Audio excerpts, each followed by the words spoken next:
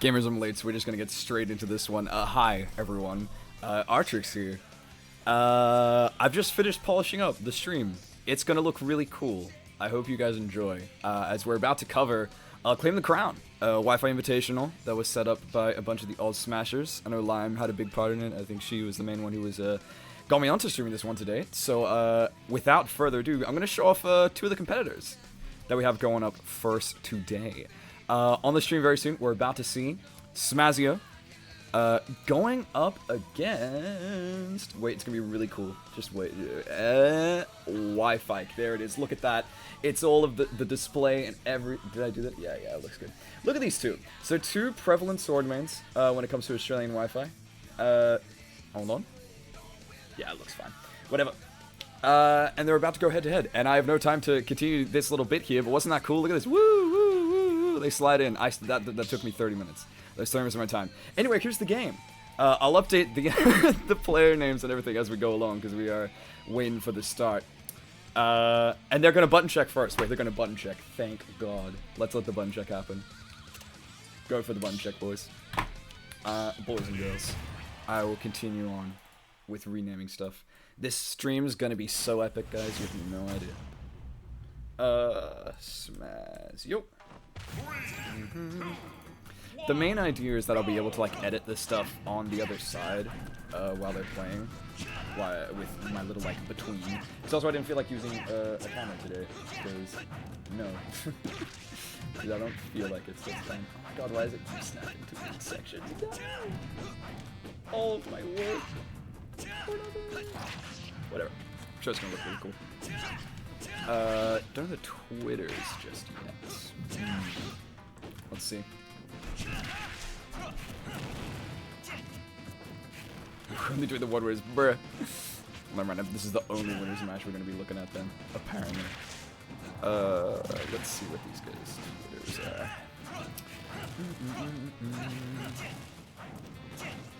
Have it on the side here. Should just be able to type them straight in. Yep.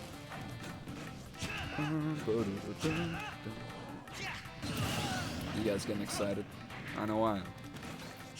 Player 1 Twitter is this. Look at that. And the player 2 Twitter is... Look at... this.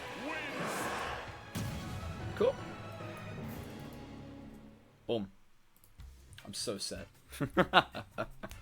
We are so ready. It's not even... Wait, it's not losers round 1 either. Lamau. Winners. This is the only winners round. Originally, the concept was that this would be a... what do you call it? This would be a losers stream. So the fact that we're running a winners match is pretty interesting indeed. Let's see what the Discord has to say. Nothing. I think we're just, there's nothing left to do. I think there's nothing left to do. I think we're simply just going to play the game now. Finally. Finally! So excited. But, what does but mean? No idea. Okay. All looks good. As far as I can see. One last look at the two players that we're going to have fight. Wi-Fi versus Smazio. Two of them about to battle it out for the Claim the Crown. In the first round, actually. So, you know. I have to see how well warmed up both of these players are. Go for it, gamers. Alrighty, ladies and gentlemen. Let's head into the first game. As we're about to see it. Smazio versus Wi-Fi. Very excited. Play the game. I'm waiting to hear the... I'm going to use the sound key to know when to change the screen. It's going to look so freaking epic. Let's see it. Alrighty. All this prep work just for that. Let's go. Two sword characters just ready to absolutely slash the shit out of each other here on this FD pick. No platform shenanigans, especially from the IQ. You can imagine part of why Smazio tried to limit the stages to these was to allow, you know, to stop Ike from just doing all these platform shenanigans. Although you know that Karin can have the same kind of neutral pickups when it comes to platform combos. So both characters are going to lose it. It's going to be interesting to see what they do without them. Just going to rely on the armor from the up B. The side B was already called out by the F smashes. We're seeing Smazio already use these disjoints perfectly in that recovery scenario. But a nice little whiff there from Wi-Fi. She's already on it. Oh! Insane amounts of shield pressure there from Wi-Fi. She was able to get the back air on the shield there and then transition into charging the up smash, meaning that Smazio either had to attempt a parry to stop the shield from getting potentially broken or just take the hit on the chin. And he had to take that one there. Unfortunate to see. Gonna side B straight back onto the stage, but the up B not going to ledge. Going on stage instead. We're gonna get punished for that. Another Gwyff, but on the opposite side of the stage. Not going to be able to take the stock with it. Smazio feels like he just reversed the up B there to try and hit Wi-Fi with the wing, and it worked. She flew off the stage for a little bit there. That was a very interesting recovery there from Smazio. Clean little left tilt's going to take it, though. She takes first stock. But we don't go without an answer. That's Smazio, bringing it straight back to even. A minute 30 though, so good neutral gameplay from the two of these so far. Whoop! Trying to make the screen go by. Don't know whatever Hungry Bugs does. Keep his stream alive, you know what I'm saying? Keeping these forward airs alive, goddamn. Smazio just looking to carry Wi-Fi all across the stage. Not giving her room to breathe with all these forward airs. Pin to the stage just to try and reset the opportunity. Give yourself more time to think about how you want to recover. Recover we have done. Falling Nair connects, which usually you'd find Smazio converting into a back air, but just opting to spot dodge in this situation, not believing in the move that they had just set up. Another Nair back air, yep, that's the classic that we're looking for. Sonics do it, Karns do it, all of your favorite characters. Just gonna hit you with that Nair on the neutral getup or in neutral in general. Tries an F smash on the up B, not gonna connect. We are nairing shield, but look at this. Because of how Ike likes to approach, where it's a jump falling Nair, Smazio was able to recognize this, jumps, and intercepts the forward air before Wi-Fi had the chance to fall with the Nair. So, very good counterplay there. Here we have it, though. Last stock apiece. Good amount of damage, though, that Smazio has been able to build up. And an air dodge has already been used. Okay, decent recovery, though, from Wi-Fi. She was able to... She had to use her air dodge early there. But we still kept ourselves alive and was able to make it to the ledge. Smazio just probably going a little too deep for an edge guard in that situation. Gets to play it safe here, though. We have Wi-Fi off the ledge. How is she going to get back? Just a nice little up B to get back to the ledge. Love to see it. It's a really good reset option, especially if you're towards the ledge as Ike. If you just want to get out of that situation, reset yourself at the ledge with a little bit of invincibility, just up B. You have the armor, you're gonna make it. Another back air from Smazio. We just keep sending her off of the stage. One more up air. Dangerous percentages, especially if we're seeing back airs already swung. Finds the paralyzer shot in the middle of the up B, but no conversion. It's an interesting shot. And it's like you might as well take it. You're not going to get punished for shooting that little projectile, so send it. Absolutely send it. Oh! Second hit of the pin. There you go. That's going to be Smazio taking game one. Let's see how this looks. Yippee! It looks epic. How you doing, Fritch? You Smazio to win the whole thing for realsies? Oh, honestly.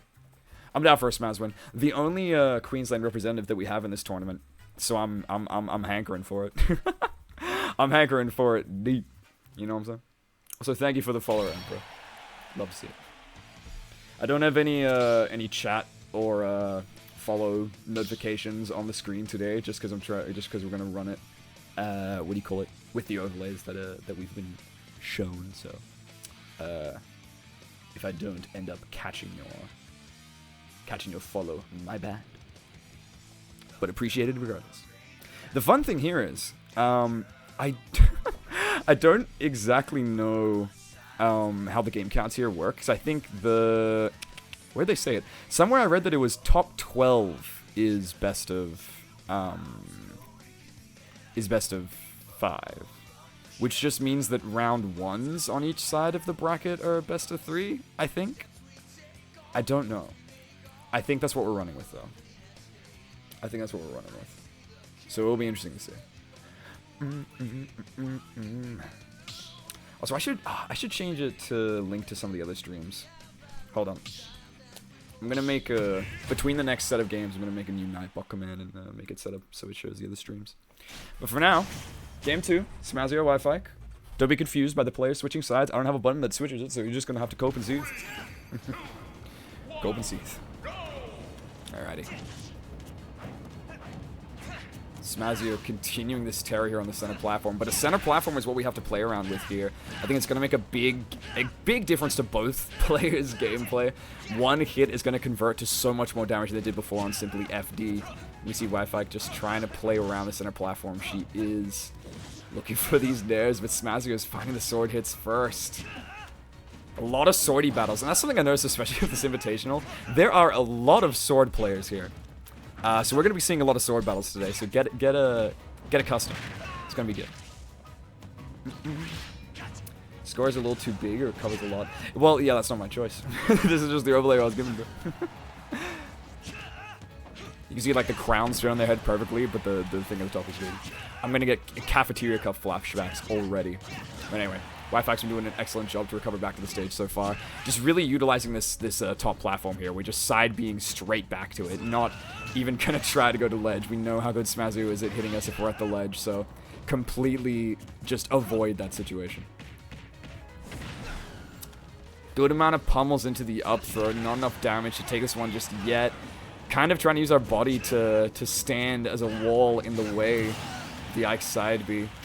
Look how fast that up air sends. Falling up air on Karn, and it's that good of a kill move at higher percents. Insane.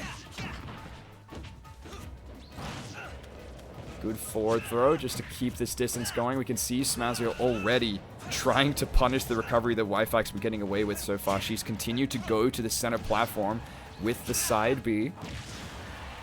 It's only a matter of time before Smazio is able to get a real big punish if we don't mix up that recovery.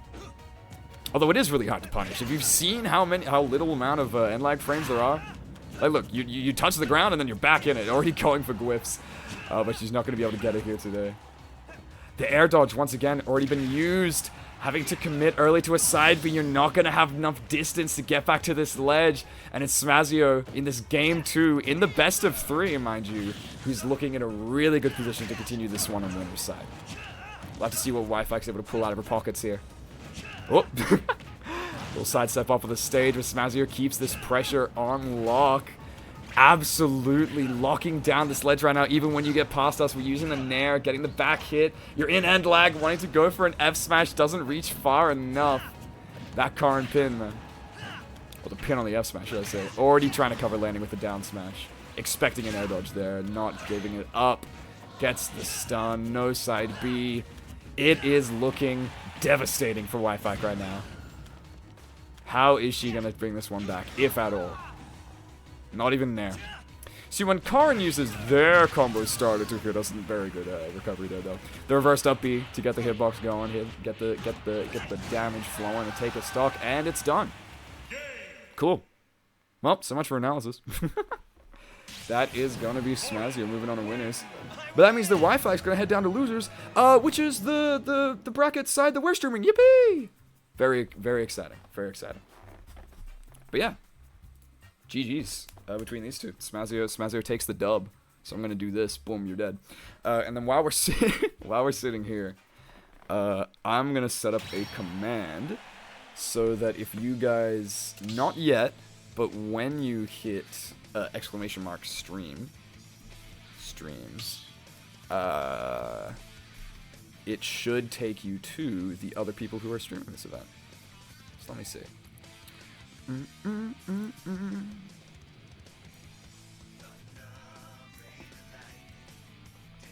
Alrighty.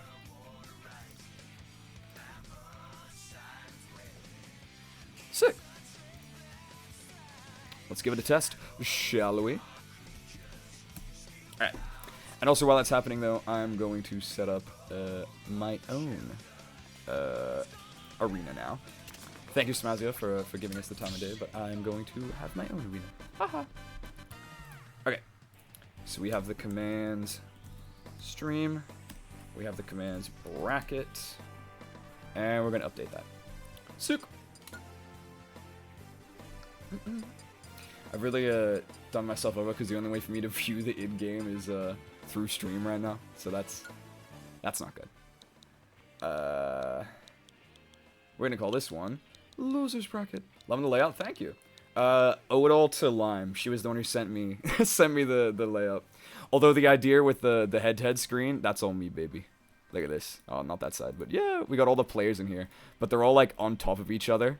Because I don't know who's gonna be like on what side, so they're all just kind of here. It's gonna look really cool when it actually comes into play, though. It's gonna be really sick. Oh, you are Lime. Never mind. Lamap. Reading the name would have helped out there, but no. Thank you for the layup. Although I already have had the complaint of it being a little bit big, but you know, they said the same thing about Cafeteria Cup, and it was still one of the best events to ever exist. So, I'm gonna call this one CTC for Claim the Crown. Oh, I could fit Claim the Crown in here. Claim. Definitely wasn't me. Silly Fridge. Fridge would never complain about the stream. Never in a million years. There we go. Okay. Exciting. Close your eyes. Awesome. That shows it anyway. I'm stupid. No one jumps in arenas nowadays. That's not a thing. That's not a thing. Anyway. In terms of the bracket, though, we do have a little bit to wait.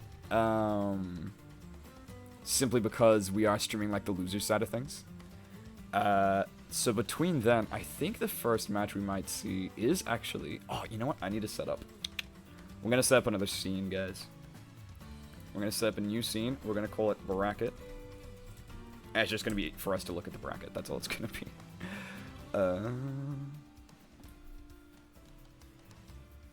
Add in the window capture. Call it Bracket. And done.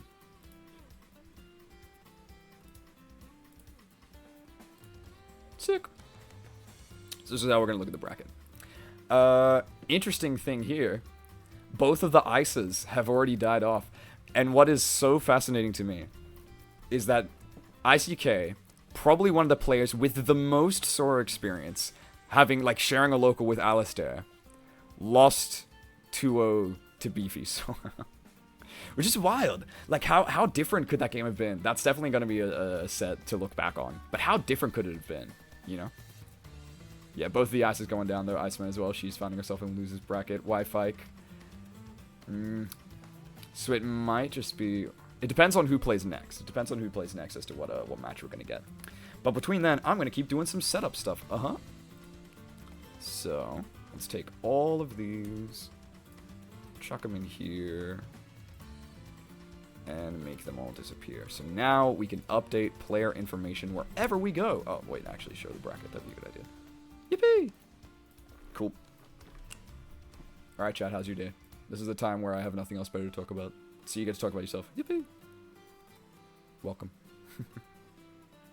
Although also, since we are in a bit of a lull, now would be the perfect time to hit that exclamation mark stream, exclamation mark bracket to check out the other streams, which are covering the content here today. So get excited about that.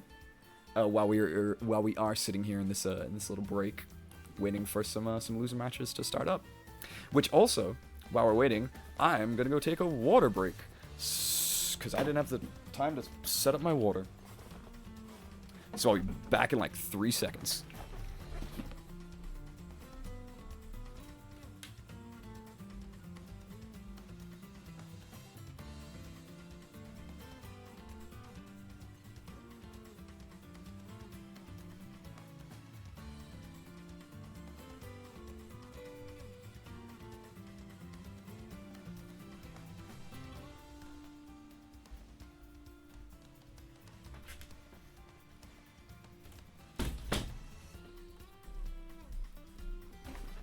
Alright, chat, the water has been secured. We are ready to keep this ball a-rolling. And actually, while I am here, let's test out that little command we've made, shall we? Stream. And let's see what other people are got going on. I can imagine Alistair's probably covering the most of it. Oh, dude, look at his overlay. His overlay's sick. Wait, whatever the thumbnail was for his channel, that was a sick overlay. Look at this. God damn.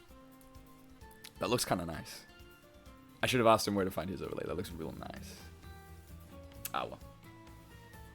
I like mine as well. It's kind of cool. We do have Alistair streaming stuff. We also have Nato. What's going on the Nato side of things? Interesting. Wait, so does that mean Alistair's... Oh, never mind. Alistair's playing Q round 1, right? Yeah, and Q's picking to go with the Greninja. Strange. Very strange, very strange. That is what it is. One side of every single one of the losers is set up. So very soon we can have a match. Soon indeed. Morgan and Kaz playing over there. Ooh, I like the font as well. The font looks sick. Everyone got cool setups, man.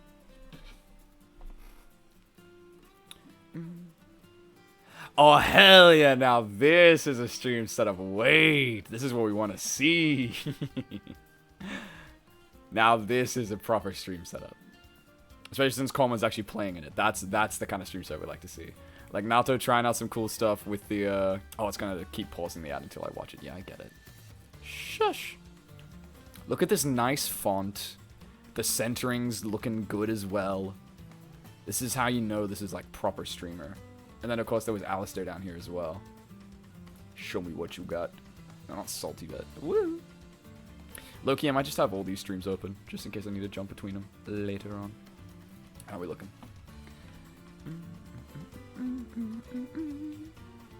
If someone else could play in the losers bracket, please. It'd be appreciated. Let's open up all of you and just put you on pause. As to not completely wreck my internet. Which I think is still holding out. I think my internet's still holding out. But yeah, if you're keen to catch gameplay that's actually happening right now, be sure to check out those streams that are in there in the chat. Oh, look at the... Yeah, look at this. We all got... Well, I'm glad we all have different fonts then. So that's cool. As long as we have a little different thing going on, we'll be aight. We'll be aight.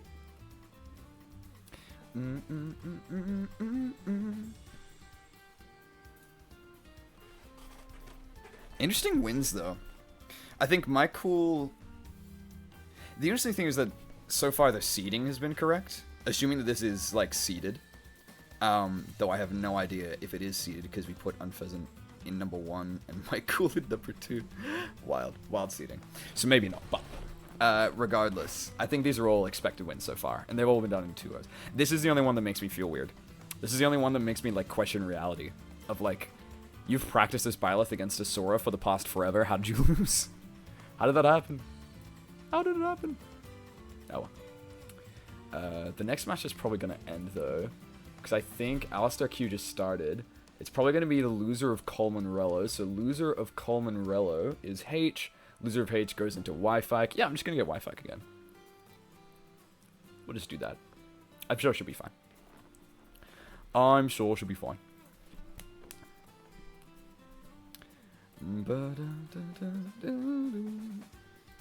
So I might...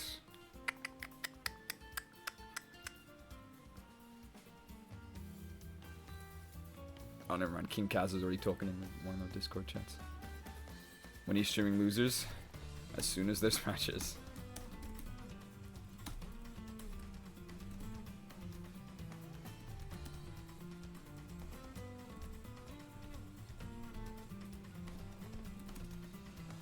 Oh, wait, Aloli. Sick. I'll get you boys in. Sick. Hold on. Let's set this up, shall we? I already forgot my ID and everything. So, 4x1QQ. Pass. There. And I'll copy those into one little message that we can pin.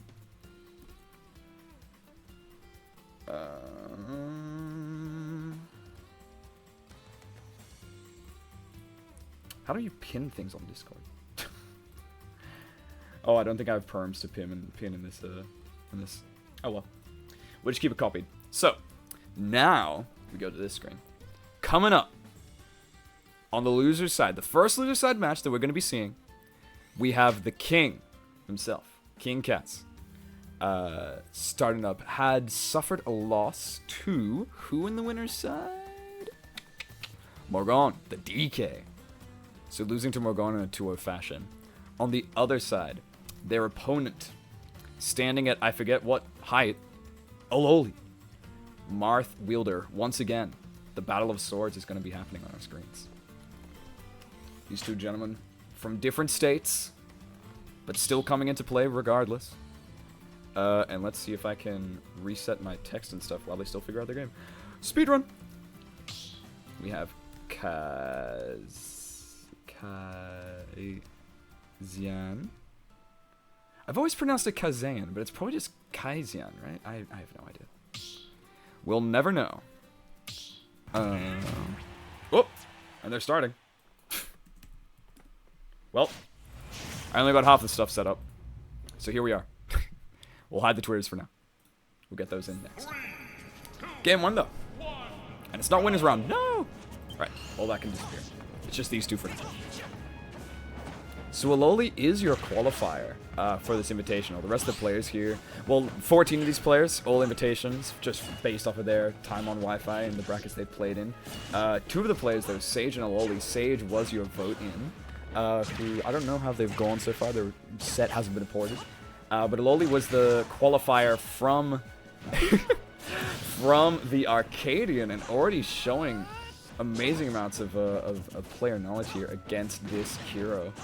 Kind of one of those weird matchups that you have to figure out exclusively, you know, it's not that intuitive when it comes to comparing hero to other characters. You really just have to know what this man's capable of. And Kazan is the player to let you know. Exceptional on the hero. Exceptional at finding the right times to pull these spells already. Finding the fully charged neutral B. Gonna be sending it straight Ololi's way.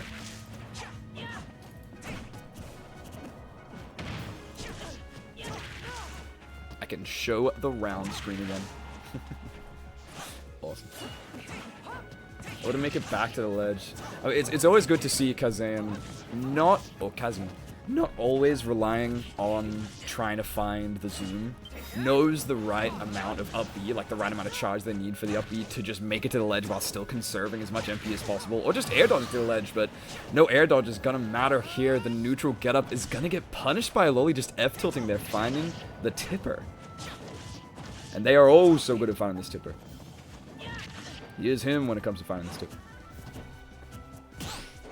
Early percents though, Kaz gonna be swinging in the wrong direction here.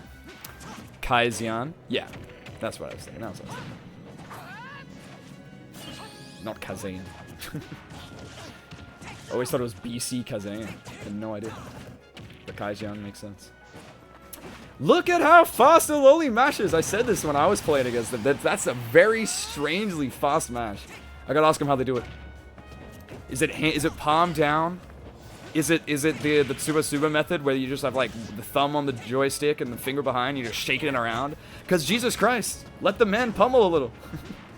He needs to find some percentage somewhere. He's trying to find the opening, but it's very tricky at the moment. Ololi is absolutely running away with this match. It is last stock though, so any amount of hero shenanigans could come into play here.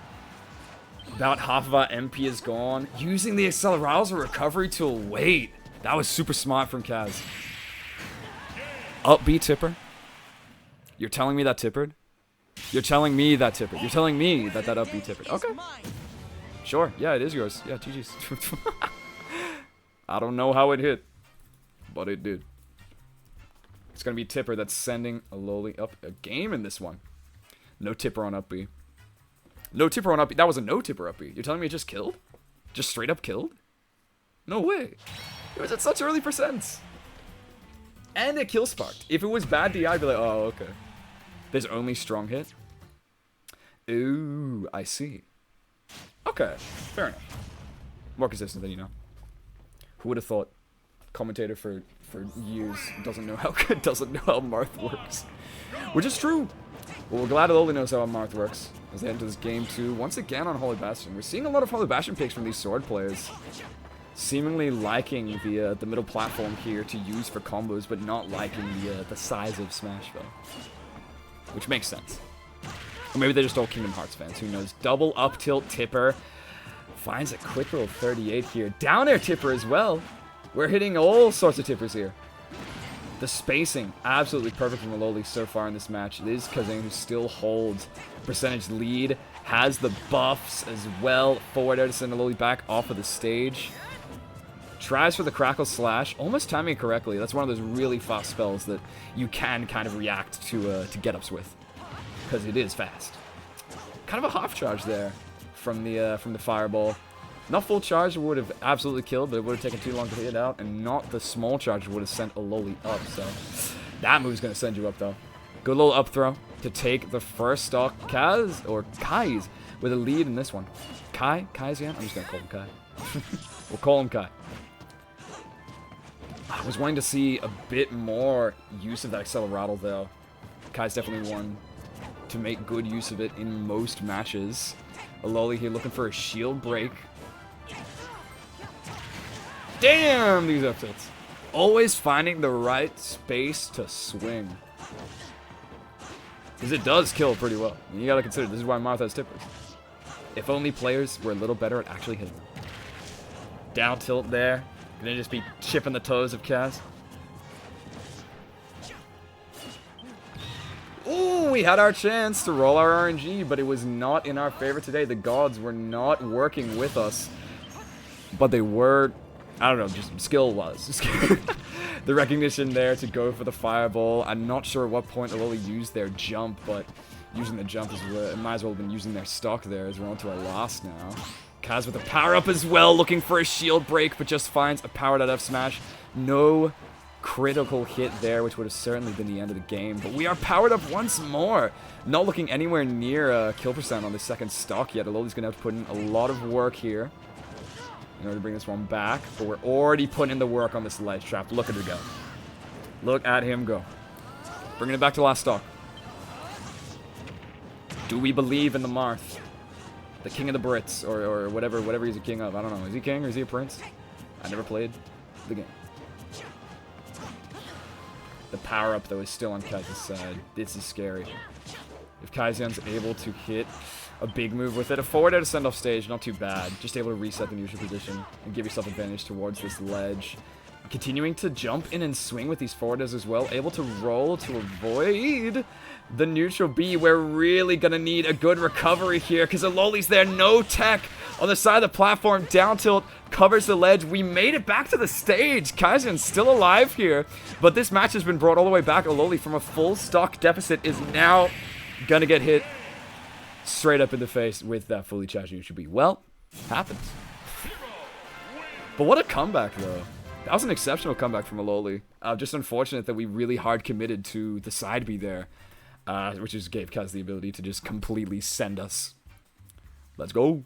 Yeah, 1-1 each. A beefy. I like the beefy pop-off as Alola loses game 2. But we are going into a game 3. It's not over yet. It's not over yet. And while we're heading into this, and while these players are doing their thingily, allow me to... Oh, never mind. They're automatically going into it. I'm never going to find the Twitters. I'm sorry. I'm sorry. I did my best. I tried so hard. Or whatever they say. Let's keep this one rolling. Game 3. Run back. Got plenty of fans in here. People chilling for Alola. People cheering for Easy. Or not Easy. For Kaiser. Go. I don't know who to cheer for. I just know that whichever one moves on this bracket is going to have a lot to answer for. Because you're eliminating one of the fan favorites here. This is a game for elimination. Who knows why? We're doing best of 3s for round 1. But we are. So this means either player only has to win one more, though. We'll have to see how much adaptation falls into this. You've only had 2 games to try and learn what your opponent does, and it's Kaizen who shows that they've learned a little more, catching the jump in from Aloly, which would usually be considered safe given the spacing that Marth has on a lot of these aerials, but we had the buffs and we had the right spell to swing with. That massive Flame Sword just going to send Aloly all the way from one side of the stage to the other. How did it kill so early? Only God knows.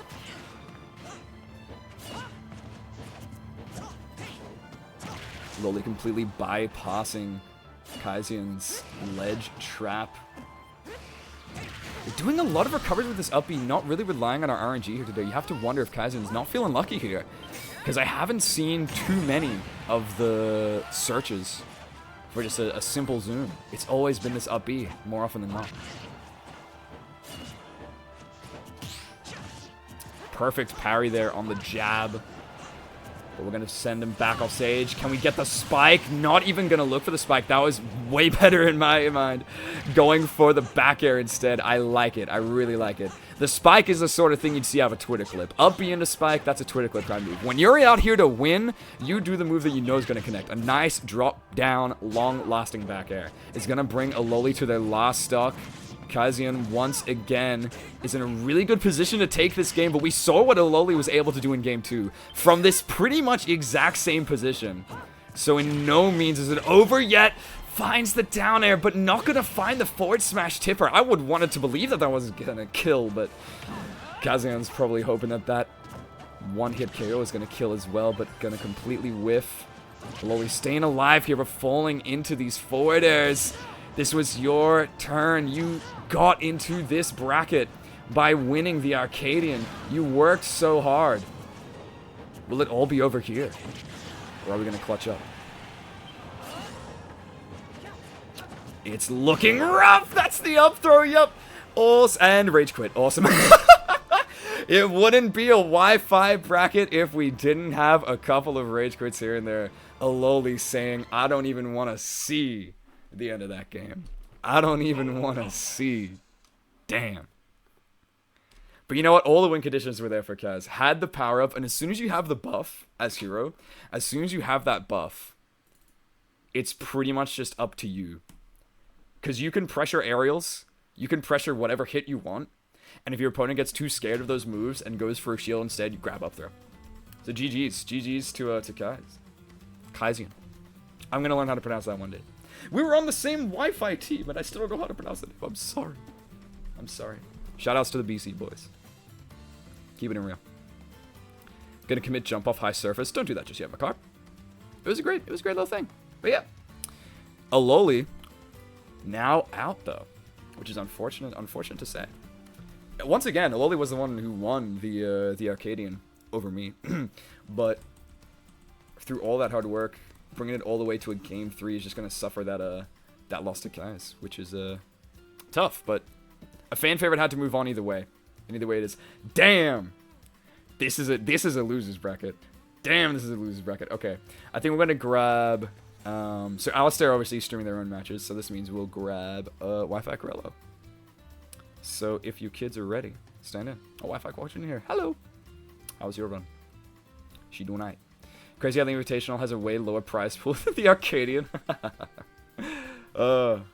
Look. The Arcadian was just that much harder of a tournament, ask me. I don't know. I know how hard it was. But anyway, given the bracket that we just looked at there, the 2 next combatants who we're going to have come up to the plate. You know her, you love her. We've already seen her on the stream once today.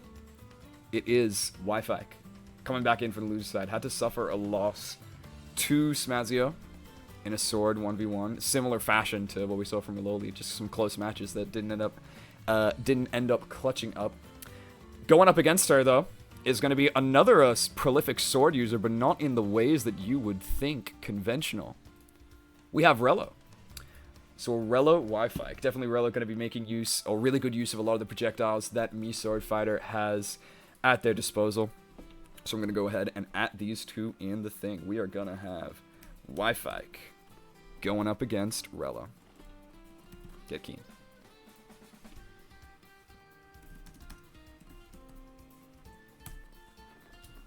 And this time we're actually gonna get up. We're actually gonna try to get up all the setups. Relo. Is it pronounced Relo? My bad, bro. You sure it's not Relo? Everywhere I've heard they say Relo. Oh, I'll believe it. I'll believe it. All right. Player 1. Relo. Player 2. Wi-Fi. They're just gonna be getting themselves sorted up on the side of things. Short for relocate. Oh, okay. Raylo. So okay, so we've heard Relo, Relo, and Raylo. Can we pick one? Yo, Relo. I'm gonna ask him in the Discord. How pronounce name?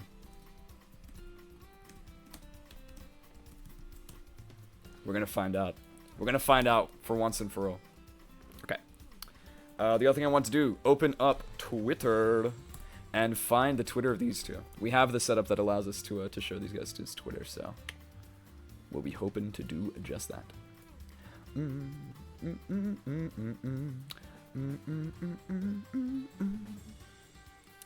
Whether it was formerly relocate or if it's two completely different people. Like how I used to thought you were Yako the Sora guy. It's possible.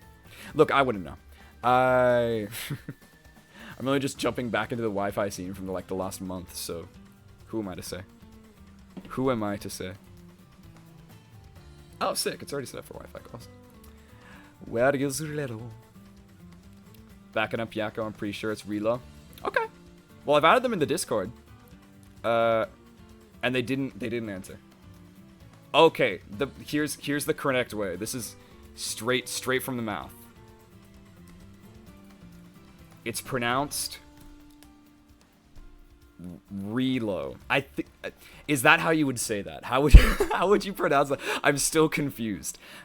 Surprisingly, I'm still confused. How am I still confused? Who knows? But that's what we've been told. So take it as you will. Alrighty. Looks like Rilo. I don't know. Cause let's what's another word that has like an I and an E? Or Raylo? Raylo? Yeah, maybe Raylo. Like J-Lo. Like J-Lo, we have Raylo. Pronounced like relocate. Okay, it is pronounced like relocate. Never mind. Thank you. Awesome. This is the entire cover. We're not even talking about the players. We're just talking about, oh yeah, how do we pronounce that? I don't know. Who knows? But yeah, I think we got all the stuff set up.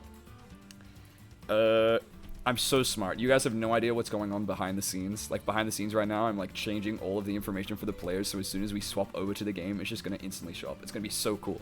The payoff's gonna be huge. So it is pronounced like relocate. Which, looking to wonder how they relocated themselves into the loser side of things. We suffered the loss from Coleman. While streaming, actually. I think we looked in on that match for a little bit. So interesting to see that ended up swinging the way of Coleman there. But we are going to be moving on inside the loser side of things. And the game is ready to begin. Let's see it. Look how cool it is. Oh, I can show the tours again. Yippee! Alrighty. Game 1. Once again, on the loser's side, we have Relo versus Wi-Fi.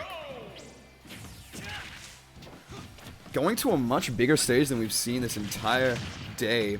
Wi-Fi probably hoping to make use of the space, but we all know that Relo is the one who's going to make the most use out of it. Depending on what set we have brought, and it has just been shown right there, we have brought the Shurikens today.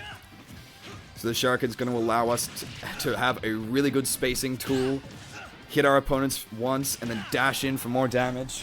That's the game plan here. It really is just up to Wi-Fi to find out if she knows how to beat this this mid-game boss. A nice little down throw up air confirm once more. You have to be careful with how you're DIing that one, because it will surely spell your stock at these later percents. I don't know if 95 is high enough, but I want to believe. By the fact that Relo didn't go for the down throw up air there, I guess we need a little more damage. Do we have it just yet? Already swinging with these back airs. Swinging in all sorts of spots. Oh no! An air dodge away from the ledge. You know that was not what Wi-Fi was looking for. She definitely wanted to make it back to the stage there, but I don't know how that air dodge ended up missing the ledge grab. Very unfortunate here, because now, not only you're at a deficit, but you're at a deficit against Relo, and we're going to start throwing shurikens. Yahoo! Super Mario noise. It's good to see that this falling Nair at least can be used as a tool to completely swat away the projectile, but you can only really use it once, you know. It's going to be a lot of falling Nairs. Trying for the dash attack, finds the up B though. A really nice aggressive play there from Wi-Fi. She was able to call out the jump from Relo as we sent that first stock off to the side. All of these sword thrusts, I don't know the name of them, but I just know the pain of them. Wi-Fi definitely starting to know the pain as well. She continues on the advance here. Relo just really trying to lock down this space. Finds themselves on one side of the stage, gets some hits, runs to the other. It's a solid game plan. How do we get our way through? Nestled back there on the air on the shield. Does a lot of shield damage as well. Look-key, the upper graphic needs to be a little smaller. Yeah, I know. Look, man. Actually, low-key, I could make the lower one. I could make the upper graphic smaller, but that would involve cutting off the crowns from everyone. Or does it? Wait, I'll fix it in the next match. I'll fix it for the next match. I have an idea.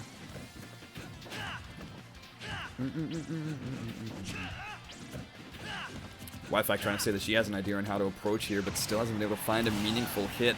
But a very meaningful hit from Relo. Going to be sent straight to the backside there.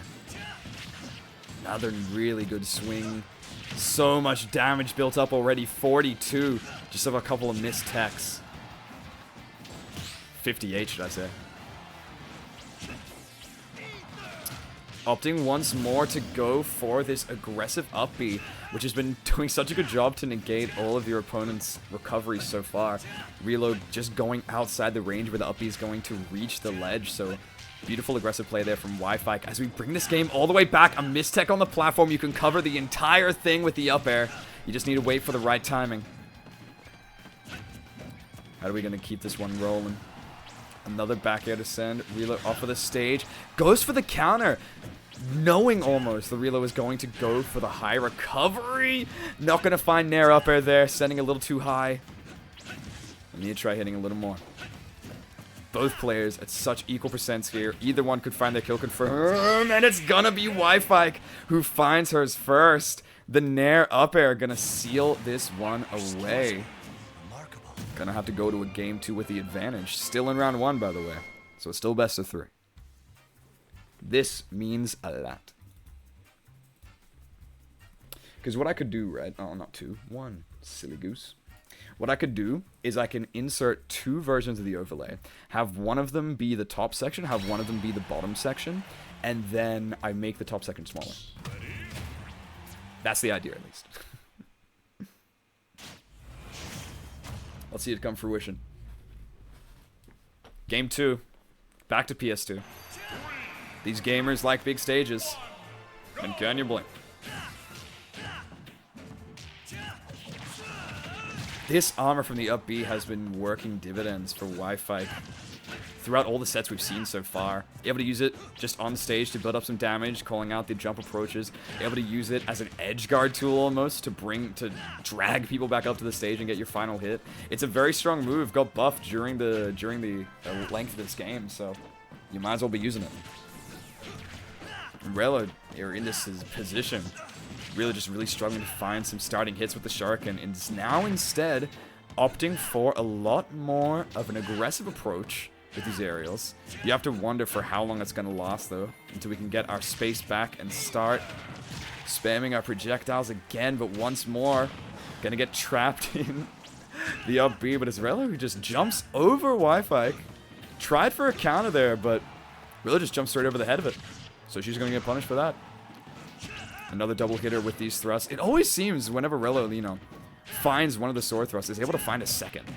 And I don't know how they do it. I don't know how they do it. Down throw up air.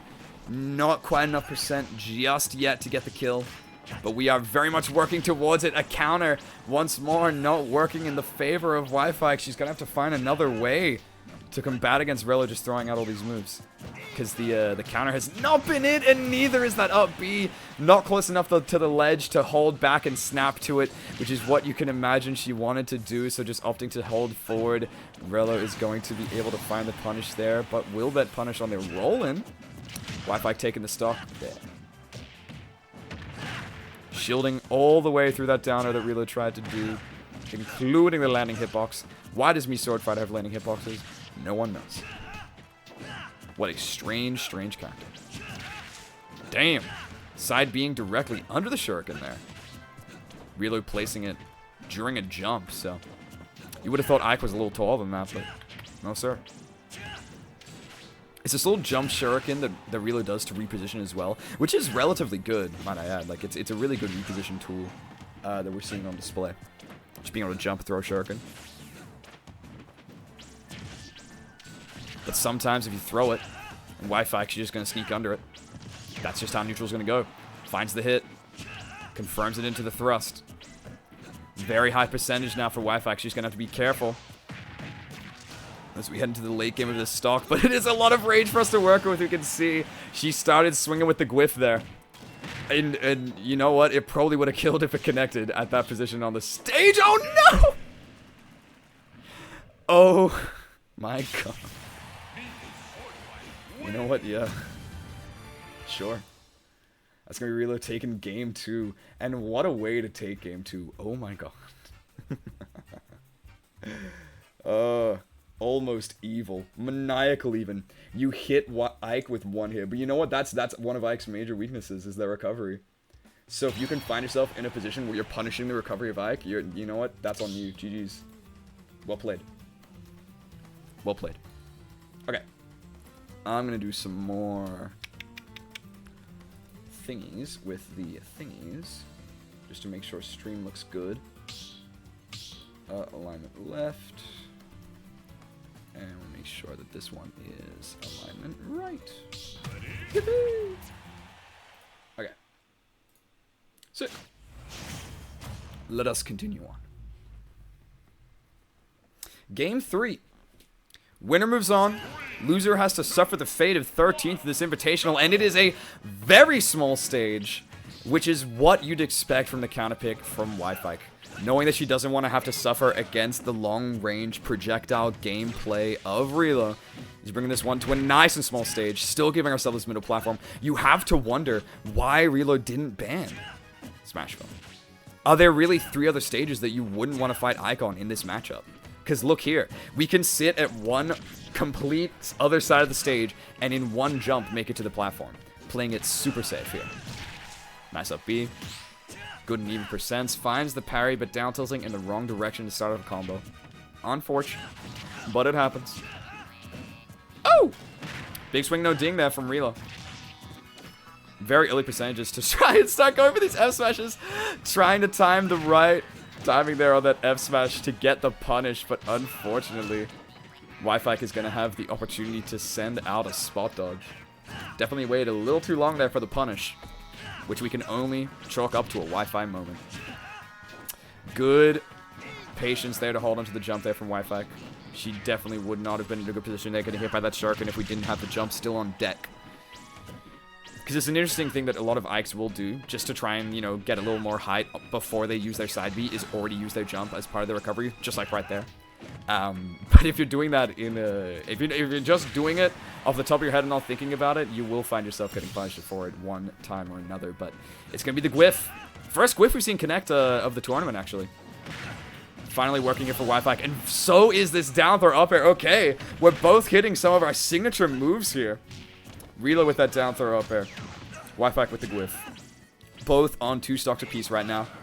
Just gonna use our up B armor to make it back to the ledge. Getting a nice reset here. 3 nairs. That's some big damage. The juggle has started up, wanting to really take a massive lead here by trying to read out an F smash. But Relo's playing safe. A lot of swings here on the platform. Whoop. Good pummel. Damn. It's looking scary right now for Relo, just knowing that any move could set Wi-Fi up for a kill on this platform. It's up to us to build this damage. Good follow of the air dodge there from Relo. Able to get a couple of hits of the forward air. And then follow the panic option. You love to see it. This is the kind of experience, or the kind of plays that you'd want to see from this character. Knowing how long Relo's been playing him, brings this one to a last stock. Wi-Fi, if she wants to stay in this bracket, is going to have to make it through this Mii Sword Fighter Menace, who's already managed to build up 47%, trying to look for some more with these sword thrusts. Is not making it work.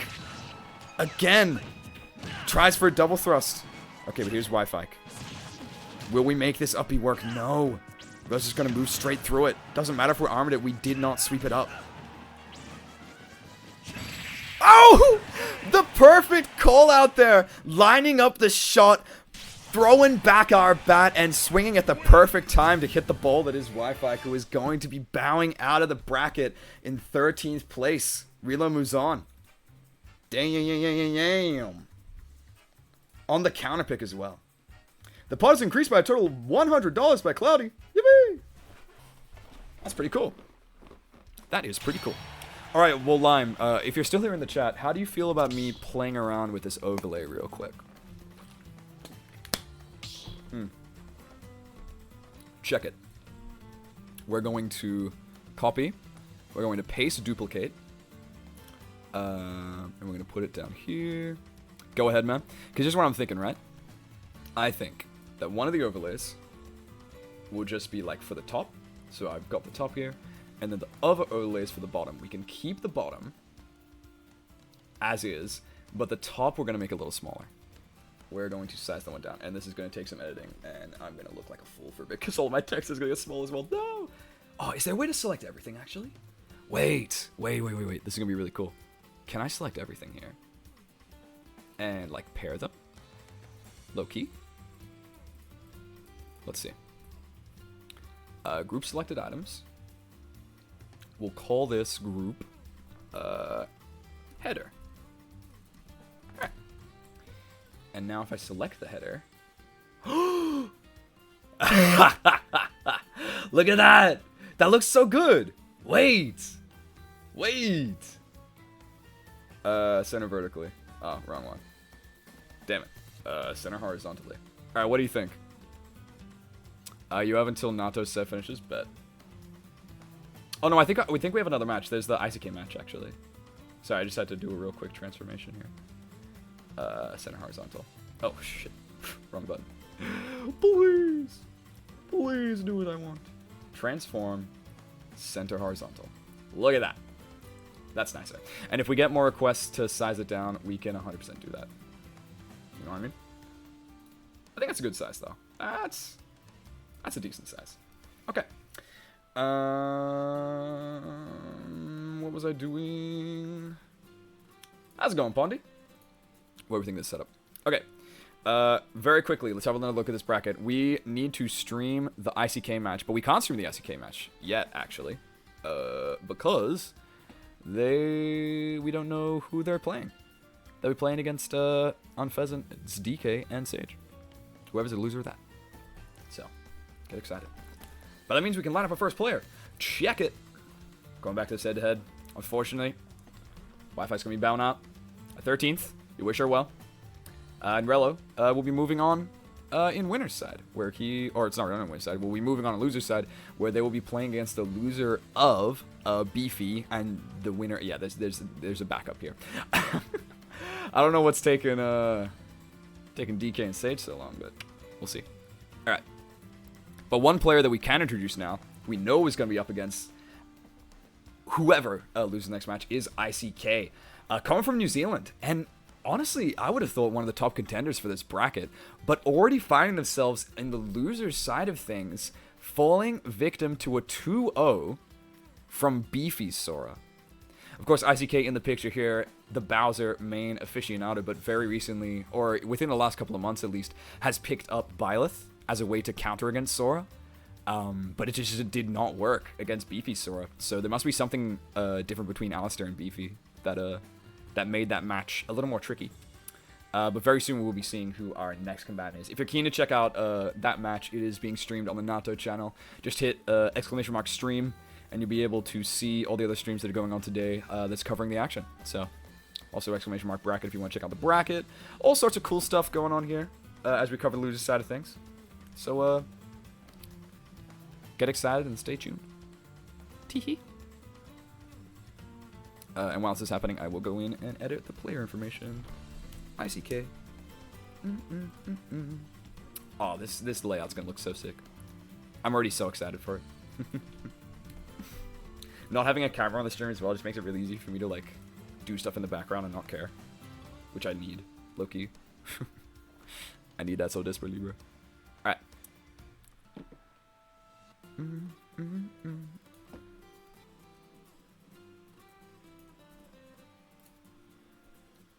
So we don't know who our player 2 is yet, but we can check it out. So it's being streamed on Nata.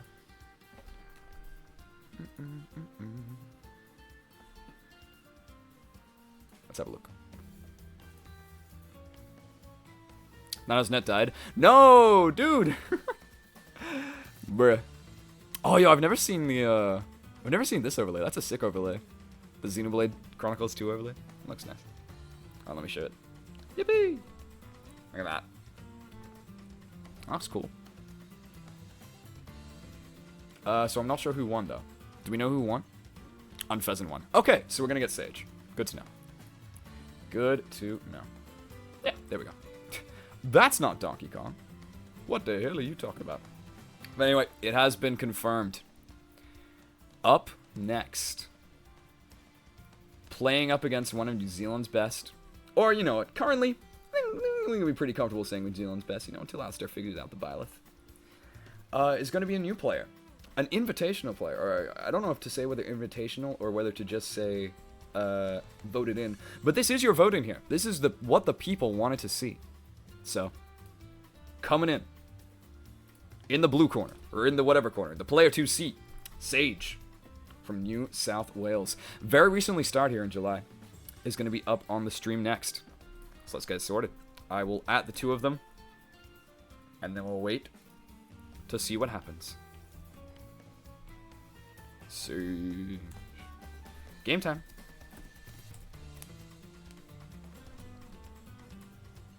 Sick. What do we think of this this whole head-to-head thing? I stole your images. Haha. I'm using them now. Haha. Mine now. Mine now.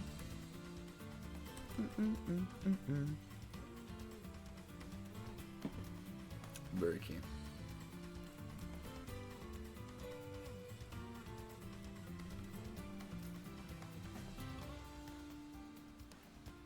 And actually, while we're waiting for this match, it gives me time to drink some water. Yippee!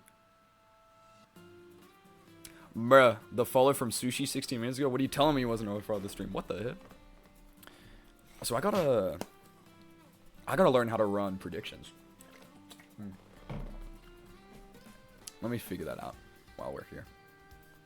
While we're waiting. Oh yeah. How'd I do that? Where's my reader ID? Yeah, damn. If only I could pin it in the chat. I've been trying to pin it.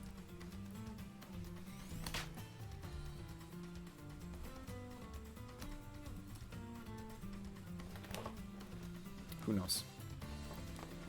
Exciting times. What was I just doing? I was doing something cool. Oh yeah, predictions. How the hell do you do that? I literally don't know. I literally don't know.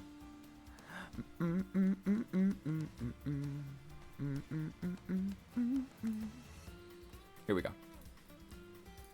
We're gonna start a prediction. Between ICK and Sage. Who will win? ICK Sage. If you're keen to bet, go for it now. Send it. You have 2 minutes to predict, because I don't know how to do things normally as we head into this match. Let's get ready to rumble, gamers. ICK versus Sage. ready to send it. As soon as I hear the sound, I'm gonna switch the screen to see what these two players are up to. Send it. Let's go. Game time. Oh, it looks so good. Oh, I didn't change the player 2 name. Damn it. No. We were so close. We were so close to having a perfect transition. Oh well. We'll try it out. Game 1 between these two. Starting up hot on the Hollow Bastion.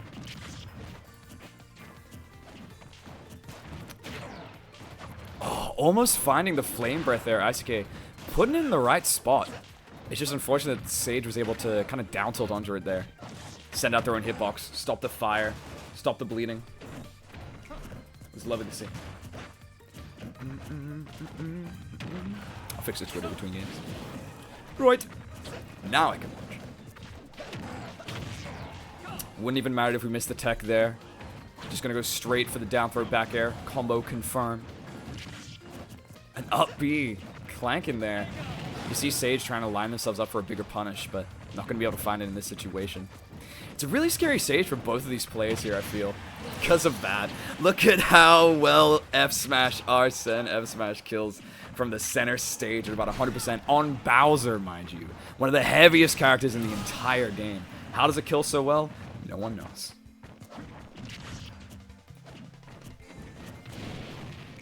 Using this center platform expertly. ICK getting a little bit of chip damage here with the Flame Breath. Stuck at this ledge, though. How are we going to get through it? Here's your punish time. No! Does not find the grab. ICK going for a massive hit there with the F smash, but didn't have enough frames for it. The B reverse fire. Moving around the stage right now. Tacking on a good amount of damage here on Sage. Gonna have to really find another way to get our hits. Jab 1, jab 2. Trying to read a rollout. Not gonna find it. But does find the side B to set Sage onto the top platform. A lot of back air swinging out right now. We know we have him at that percent. We keep reading rolls. ICK. Thinking this Joker's a lot more slippery than he is, but we're kind of just playing neutral right now, which I respect. Respect the hell out of that. Nice side B again. Starting to get a little stale though, but it doesn't matter when you build up that much percent on it. Already at 150 after the hit, that up tilt is most certainly going to take it. And a big enough move that it not only covers the roll-in, but it probably would have covered the jump as well. And it could have potentially covered the neutral get-up, so really good way to cover that ledge there from ICK. Another backer from Sage though. We have a while until we're going to see Arsene, and that entire while is just going to be up to ICK to build up as much damage as possible. Another forward air. Okay, 45. Not the worst percentage to find ourselves. Sitting at an Arsene. Because we could take stock here and now. As long as ICK doesn't keep throwing out all these wild options. Goes for a nair there, wanting to convert it into a back air of sorts. Doesn't get the right hit, so instead goes for an up smash. Which, again, Sage does not fall into. So a lot of really big reads here from ICK. But you know what? It's Bowser. When you're playing a heavy, especially the king of all heavies, you really need to put the punch on. So... really glad to see how ICK has been playing on this character so far. Oh, finds the hits of Nair, but damn, beautiful back air at 174, and you don't really think about it, given between the matches that what we just saw. But I feel like a lot of that, or a lot of what went on there, had to do with not being able to take the stock in a fast enough fashion. It was, Sage was able to take a very early stock there, considered early stock, you know, by getting an F smash on Bowser from center stage at 100, but then wasn't able to take another one without finding another one of those big Arsene hits. So it's unfortunate. It's very unfortunate, but we're gonna keep it going. Okay. And I've got the Twitter now. There you go. First game going to ICK. And once again, we are still inside of this best of 3. We are last best of 3, though. So the fast sets have been flying by. We'll slowly be coming to an end here. Once again on Smashville. I love the stage choice. I really do. but I feel like it works in both characters' favors here. For Joker, it makes sense. You have a small arena. It's really hard for people to avoid the side Bs. Your movement just sends you from one side of the stage to the other. But here we have Bowser, a massive beast of a character that can kind of throw forward airs while running off of the top platform, and it covers that entire space from platform to ledge. So it's an interesting one. It's an interesting one, nonetheless. Just really trying to make use of our character strengths here, playing it a lot more safe. Oh no. I have to wonder what Sage was looking for there, going that deep. ICK just going to be recovering high instead. Finds the guns though, good amount of damage, and the counter. That was the perfect ledge trap there. Using the guns to reset ICK. Once they had used all their resources, the jump was gone, could only up B, and then Sage, in that checkmate position, was able to throw out the counter. Beautifully. Trying again for the same setup there, but not fast enough on the gun. Gotta be faster on that trigger, buddy. Let's see where it swings. Oh, beautiful counter there. We might just see another Arsene here. It's very much possible that ICK could just take the stock at 100, but finds the side B, not a high enough damage. We will have a second Arsene on this stock, or will we? The F-tilt 2 frame that the Bowsers all know and love. ICK gonna be making perfect use of it here. Gonna completely negate that second Arsene the Sage was able to find off of that counter, bringing this one much more close than it was. Oh, that's a meaty flame breath. It will unlock Arsene, but that's a lot of damage to take from an even position. Putting on shield pressure here, though. Finds a side B. It's going to keep ticking away, but find your hits while it is. Keeping this full stage distance, we do not want to allow ICK to just run in on us with these aerials, as he has been able to do this entire set so far. Another Nair, trying to set up a kill here. Not going to be able to convert the down air. We found both hits. We found the spike, but we did not find the finisher. Sage is going to be missing that kill confirm, and now missing Arsene. How are we going to find it without him? The guns, not going to connect. We did a really good job of lining it up the first time, but the second time in, I'm not sure. Oh, the drag down! No! Found the drag down, but again, missing the kill confirm, and ICK is absolutely swinging with these back airs. 3 kill confirms dropped. As a Bowser player, you wouldn't know the feeling.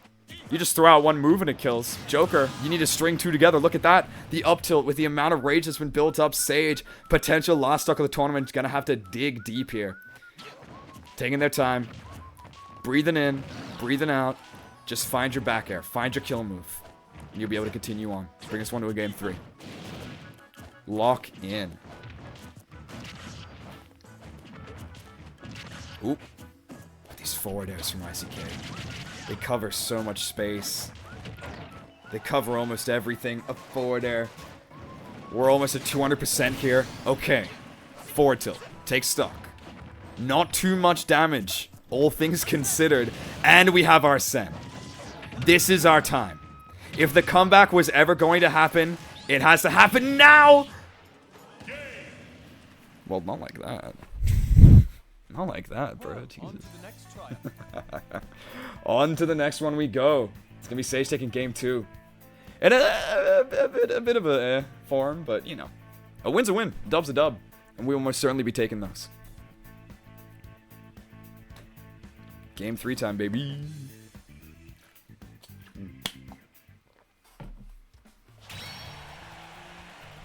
So to me, setting up the prediction before actually work, I have no way to know. Or do I? Do I know? I have no way to know. Oh,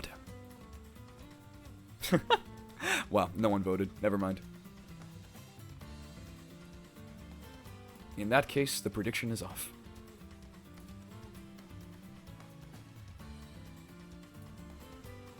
Can't believe no one voted for ICK. This man's a New Zealand favorite. And still, I'd like to think the favorite to win out this match, especially considered... Oh, and check this out. Because I have the 2 different overlays, I can do this. We can get rid of the bottom when the players aren't there, and it looks way more cool. Oh, bro. It's gonna be so sick. I'm just really getting into how cool this stream's looking. I've never, like... had a good-looking stream. It's always just been whatever. So, now that we do. It's looking sick. Game 3 time, ladies and gentlemen. Let's see it from these two. It's ICK and Sage. Cohen at Battlefield now. Okay. We'll see some combos from Joker, quite potentially, but ICK can also make very good use of these platforms, just using them as little houses, keep themselves safe from aerials, and also as a way to set up some up smashes. We'll just see who makes better use of it first. Look at these down air to set themselves up on the top platform. You could say that it was a try and catch, it was try to hit, but you could just say it was a repositioning tool. And I think that's something that that needs to be considered at a high level from these Bowser plays, is that using that down air to make it to the platform, more often than not, kind of a good option. Okay, soft nairs, getting a couple of hits here, but we did unlock Arsene. This is looking like a game situation for both of these players. Another drag down, follows the roll with the down smash, covers both sides. Wasn't able to find the kill, but was able to find a lot of damage. Who's gonna take this first stock? If it's gonna be Sage, they're gonna have to make it happen soon. Arsene's almost gone. But an F smash from ICK, just absolutely throwing that one out. We're saying, I've got nothing to lose. But we had a lot to gain. The stock lead now on the side of this menace. King Koopa. Absolutely one who's wanted to claim a crown. Can't be losing it here, and loses round one. Loses our jump, but still making it back to the Sage. Gonna be at about 200% after the ticks of this side B. Yep. That's a lot of damage. Still not able to find the stock. We're going for safe moves. Where do we swing? Back air from center stage. Bowser at 220%. Does not kill. Good to know. Glad I know that. What a fun fact. Alrighty. Quick little forward air from ICK trying to set up that nair to continue the combo. Sage playing exceptionally safe right now. They know how easy it is to lose their stocks here. Doesn't want to take any unnecessary damage. Doesn't want to take any unnecessary hits, but gets hit by the up B out of shield. The defensive Bowser classic. Nice little down throw back air. Keeping this one alive. Okay, we juggling, we juggling. Down air into up smash, not going to be enough just yet, and we have run out of Arsene. If we had just managed to get a little more damage on ICK there, we would have had a whole stock lead, but now it's going to be really difficult. We saw how high percent Sage had to get ICK before the stock was taken. It's going to get taken first. ICK lining up a good forwarder there. Very well placed. Now, once again, Sage on last stock of the tournament, potentially. Unless they're able to get this comeback, Arsene is out. Let's see how we use it. Big punish, big punish. Back air punish. Sending ICK off of the stage. Lining up the guns. Lining up the counter. Checkmate. Last stock. Who's going to be moving on to the bracket? Who's going to be on that 13th? Will we find out right here? No! The guns is going to stop the up air. I would have thought for sure that ICK was going to find that hit. But instead, Sage is staying alive for a little longer. No Arsene here. It's going to be really hard to build this meter back up. Trying a couple of combos. Wants to extend it with the up B. Misses, though. Missing the tech on the platform. Looking bad for ICK right now on this ledge. Gets the grab. No. No. Not like this. I don't know whether it was an air dodge into the side. I don't know whether it was just a bad DI. The only thing I do know is that is not how you want to see it end. Unless you're ICK. ICK absolutely living it around now. Is going to be taking that set in a 2-1 fashion and moving on in our bracket here today. Yippee! Check it out. I added a fade transition to the overlay. Oh, not that one. To this one. Wait, why didn't it fade? Come on, bro. Fade transition. Fade transition. Check it out. It's so cool. Anyway, he held out in the flying part. Maybe he thought he could just get Bowser's suicide. No. But that's the thing. You held out. Yes, correct. You did hold out. But as soon as you land, you can hold in. Like, that didn't kill Spark. I don't know why you died. I still don't know why you died. Okay. Unfortunately, your Twitter vote in, the man that everyone wanted to see, the Joker from New South Wales, Sage, is going to be bowing out at 13th. Goodbye. See you, buddy. But that means we're able to continue on. And continue on we shall. As we have a look at our bracket once more. More specifically, at the loser's side of things. What kind of match can I be streaming? And the answer is QDQ'd. Okay, well, that's none. I can't stream any matches. So, cool. Awesome. Killing Bowser, Jones just hard. Yeah, you needed to get up to like 120%. That's crazy. Oh my god. Huh? Smazio, explain yourself. I didn't watch it. Damn, Morgon's making a run though. Look at this Donkey Kong. Wilden as well. Over the Q Min Min. Really? Really? How do you win this? You can do me versus ICK if he wants to play again. Yeah, I'd be down. I'd be down. No, because beefy. Oh, true, because ICK is gonna be in here. Yeah, I'll send him a thing in the Discord.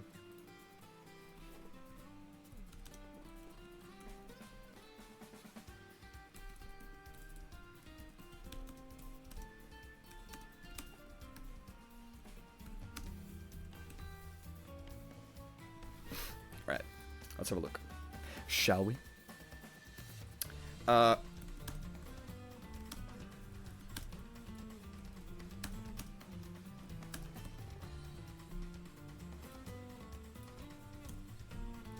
Alright, Smash, get in here.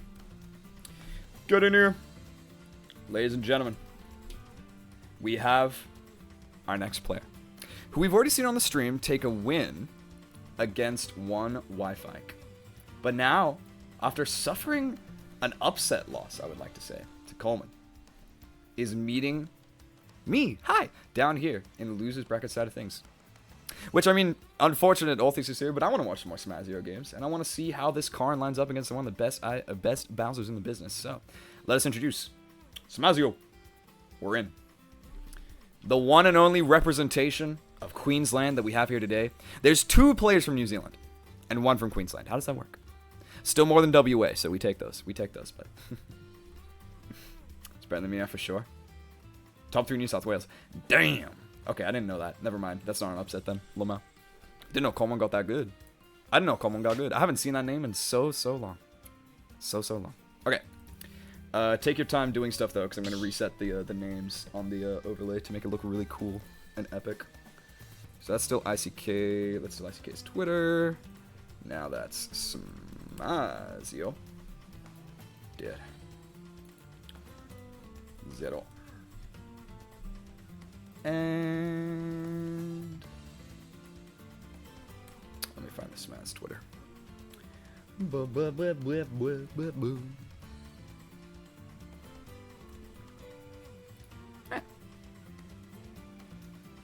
What do you mean you don't know the Smazio Twitter off by heart? Very silly. Okay. All set. Hot set. Yeah, no, this is gonna be a very hot set. I could have seen this set happening in Wi-Fi bracket grand finals any day of the week. Any day of the week. But we're gonna see it here in losers round 2. Let's go. And actually, instead of saying losers round 2, I could call it top 12, right? Right?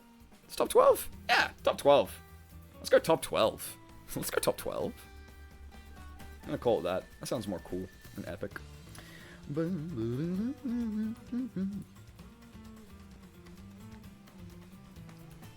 Top 12. Alrighty. It's gonna look so cool. As soon as I transition over to the game, y'all gonna see it. Y'all gonna see it. I'm putting in effort here. They'll hit me up like an hour or 2 earlier. Hey, Artrix, you want to stream the loser side of things? I'm like, bet. I'm gonna put in maximum effort. Absolutely huge. Oh, and low key, do you guys want predictions as well? How many you got in here? Because I don't know how to run them. I could run predictions, but low key, yeah, screw it. All right, game time. You heard them. They're ready to play. ICK and Smazio, top 12. Let me brighten up that screen. And then we'll bring in the crowns. Bring in the crowns. Let's get this one going. First game on PS2. Gamers united in their choices. And it might be a button check. It is a button check. Never mind. The hype is gone. Well, it gives me time to reposition this anyway. Yippee! Button check. Let's go. Center horizontally. Wait, that's centered horizontally? Oh, shoot. Oh, I see. Wait. Weird. It was to make way for the... Huh. How do you center this? Strange. It's just gonna be slightly to the side. Yeah, the overlay is slightly to the side. I see it now. How do you center that? Does that look good? Yeah, wait, if I can base it off if I center the round. Where is it? Yeah, center horizontally. And if it's in the middle... No, that's still not the middle. Wild. Transform center horizontally. Weird. Now run. I'm never gonna get it. Regardless, keep the ball rolling.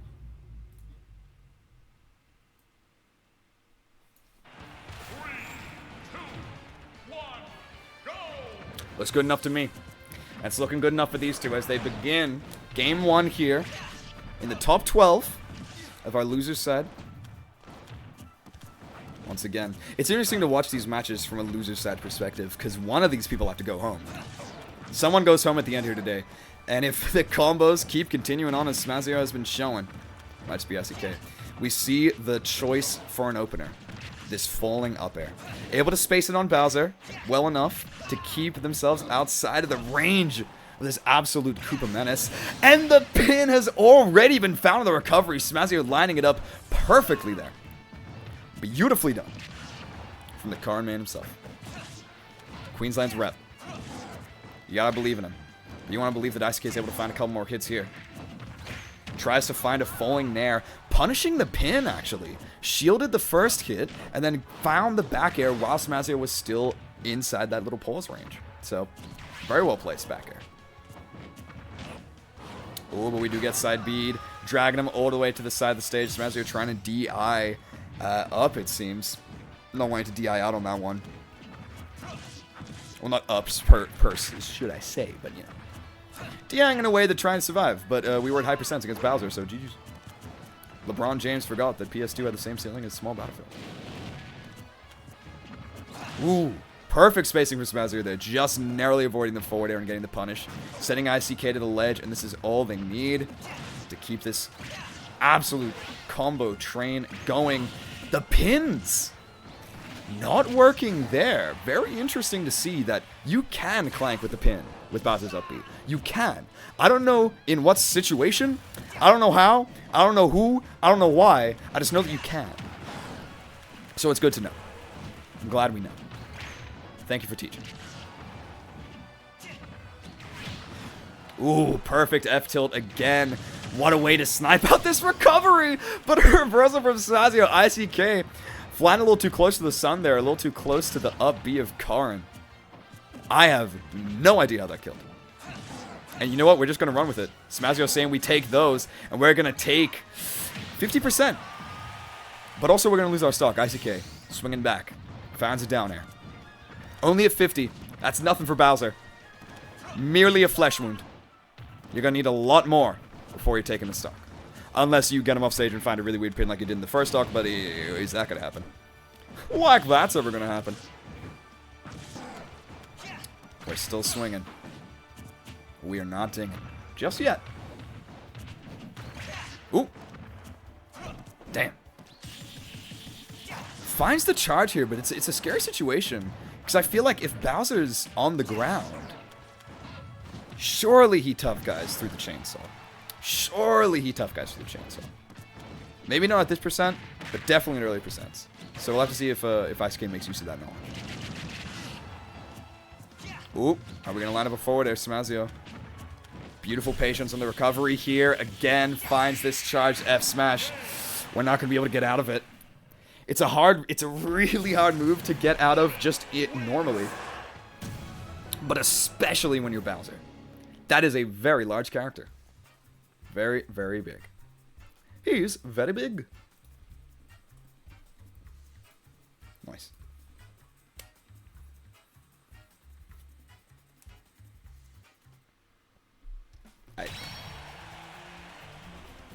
You know, I'm looking at the overlay on my screen. I'm like, I think it's good. I think it's good. I think we're fine. I'm not going to play around with it too much. The fact that I can bring this one in whenever I want, woo woo, pretty epic. Alrighty.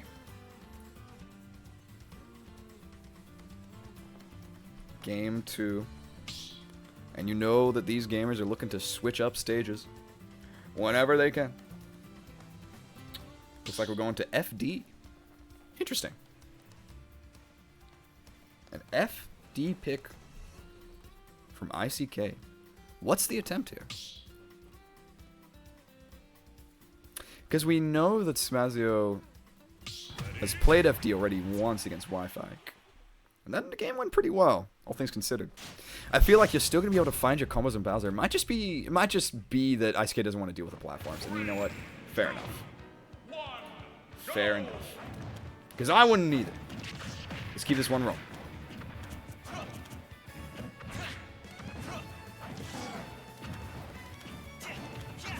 We are swinging at each other. We are indeed swinging at each other. Smazio and ICK both trying to look for a big combo starter, but it's just been little hits so far until that forward air. Wasn't able to follow the tech. So he's not going to be able to continue that damage. Oh! ICK really rolling that one out. Really charging that one up to try and find that down smash. Would have sent at an ungodly angle. Quite potentially taking a stock here and there, but it's going to miss. Wi-Fi moment. Alright, buddy. We know you suffered a stock loss to the Bowser down air in the last game, but that doesn't mean that you have to answer back so aggressively. Very aggressive answer there with that charged neutral B. Gets the stun shot, the full charge, then the bite.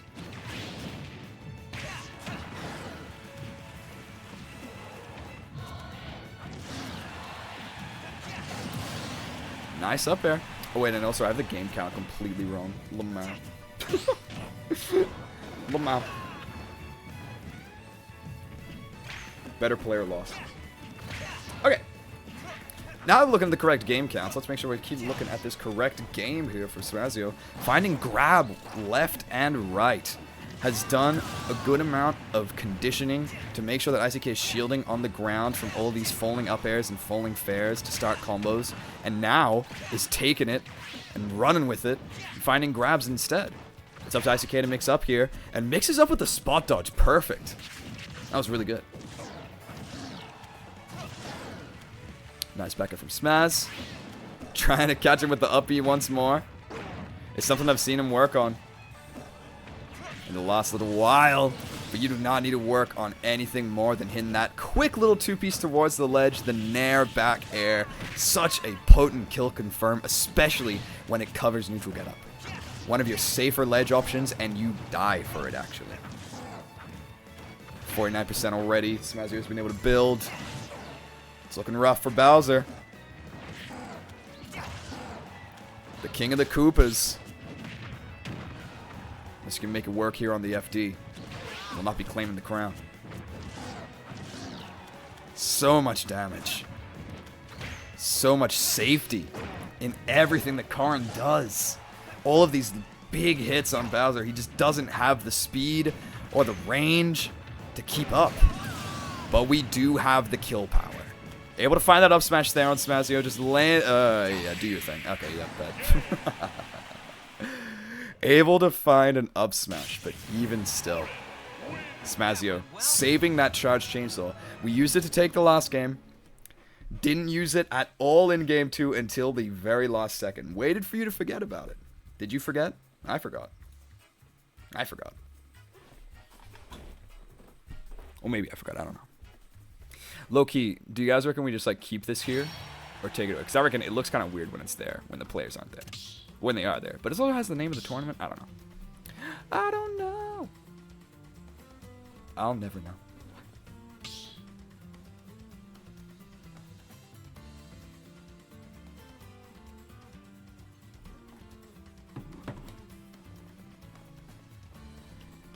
first, well, not first game 3 we're going to see, but first best of 5 game 3 that we're able to view here. Oh, he's here! Wait, he's here! Okay. I was kind of waiting for this. I was kind of really waiting for this. The ICK Byleth. A character that he's been picking up to deal with the Sora, or Alistair BL specifically. It's been working dividends in locals. He's been winning time and time again by just utilizing the longer range of Byleth to beat out Sora's sword. Will the same logic work here against Karn? Another character with a very large falling upper that starts combos. Okay, Sora doesn't have that though. Sora does not have access to pin. Karn might just have a little more range than Sora, but ow! Jesus Christ! First 30 seconds, they're already finding a fully charged Dragon Fang. Taking stocks hella early. This Byleth pick, it went from looking good to looking questionable in 30 seconds. Insane. I don't know how Spazio keeps getting sent at that distance or what's going on with that up B, but I swear you're meant to spike towards the opponent, right? Let's keep going in the other direction. Very strange. Very strange indeed. Spacing this falling forward air. Trying to find the sweet spot. Woo! You don't need it when you get that smash out of shield though. Spazio getting a little too antsy on these rising aerials is gonna get punished for it. Now back to an even game. So even though we found that really early stock there, ICK now is locking back in. Playing safe, playing Byleth. Just had to remember, we're not Bowser anymore. We ain't no King Koopa. Smazio again going for the same read of charging that neutral B, and to be fair, he was correct. ICK did air dodge, just not into the Dragon Fang. Not enough range. Are you dead too? Unfortunate there. Perfect back air placement from Smazio, but ICK swings back with his own side B, banging Smazio into the ledge, spiking him, and now we're one stock apiece on FD. This might go game 4. Oh, that's my controller. Doesn't matter. Woo. The low battery will not affect either of the plays. Don't you guys worry. Another Dragon Fang shot, and once again, dragging him back to the stage with this up B. The new tech that Smazio is looking into. It's working dividends, and so is this pin.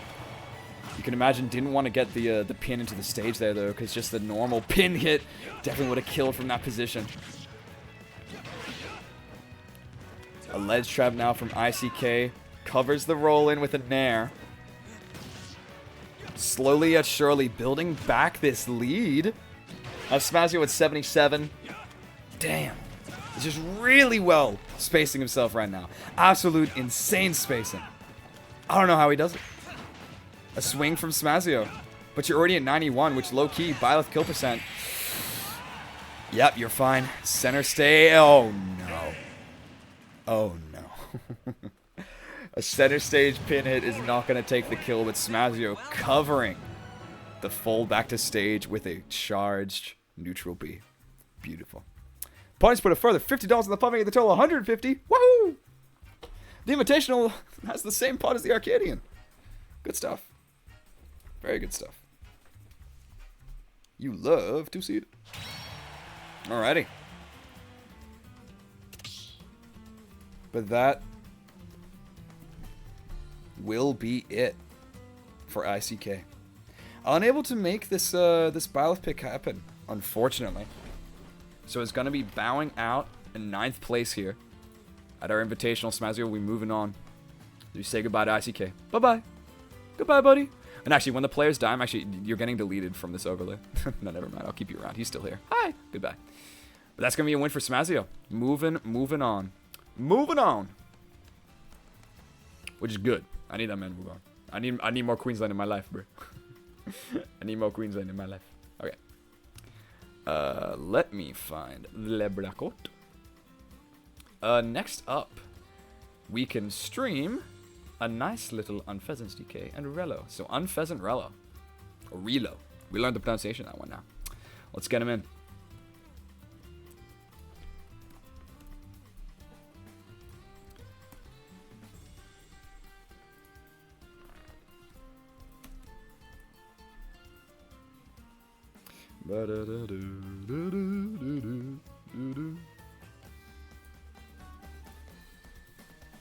Alrighty. Our next match.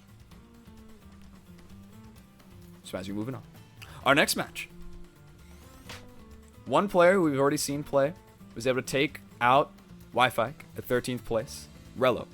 The Mii sword fighter extraordinaire. And recent top 8er of the Action 2. Is looking to continue the run in this Wi-Fi bracket. But is gonna have to find themselves face to face against one Unfezant DK. Don't know where the DK comes in there. I don't know if the DK is going to come out at all. Because of the characters we've seen from this play so far. We have seen the Rob. And we have seen the Byleth. And now we'll be seeing them on the screen. Welcome, Unfezant. Oh, not the Byleth. I said Byleth, but I meant Palutena. Bringing out the Palutena against Beefy in the winner's side. What's happening? I'll mark it for you. Oh, am I supposed to be marking bracket? Am I supposed to be marking wins in Star GG? My bad, bro. I didn't know. I don't know what I'll mark it for you means, but I'm gonna assume that means I should be reporting stuff. Whoops. Whoops. Wait, can I report things? No. I don't know. Can I? No. No, I can't. That's fine. Ba-ba. Cool. That's gonna be our next match. Relo and Pheasant. Both hailing from the land of New South Wales. Both starting at relatively similar times as well. Which we can see reflected in these little player information sheets we got ourselves going. So, it's good. And we're about to see the game as well. I didn't have time to change the information. It's going to happen during... my bad, bro. Unfezant. Oh, no. What happened to my thing? It was looking so good before. Oh, well. We'll figure it out as we go.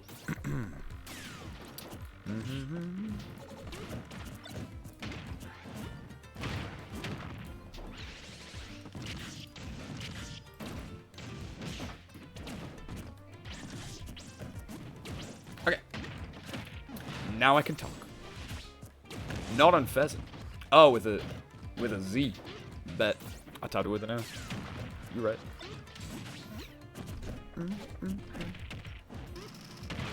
There we go. Alright. Another one of these top 12 matches between the two. And you would imagine just looking at these two characters on the screen that it would be a hard time for Unfezant. But it's actually Relo who finds himself losing their stock first. I would have thought with the space game, with the projectile game that we've seen from Relo from all their games, that it would do well here. But Unfezant just keeping themselves on this platform, playing a better projectile game with the gyro and the laser. Playing really well into this Mii sword fighter, which has given so many players so much trouble so far. Couple of down tilts to set up a trip. Beautifully placed forward as well, just to continue this ledge pressure. Insane amounts of ledge pressure. And look at this. I haven't seen it just yet, but I'm sure that gyro probably has some strange interactions with the shurikens if you just try and do them grounded as well. Might be the reason why Relo hasn't been able to find them so far. An up tilt, up air. Gonna get our air dodge out in time. But we're both doing the right options for both of our opponent's skill confirms. The down throw up air is not gonna connect either. But all three forward airs will. Making it back to stage with the side B though. Still alive here on our second stock. Look at how good this gyro does at stopping Relo from just going in with these sword thrusts. Relo's gonna have to find another way. Because as long as that gyro is there, the shuriken becomes a lot weaker. The sword hitting the gyro back into Unfezant's hands. Yeah, look at it. It's so good in this position. And Unfezant doing really well in this position right now. DIing correctly on all of these down throws. A kill confirm seems so hard to find here for Relo. Where is it gonna happen?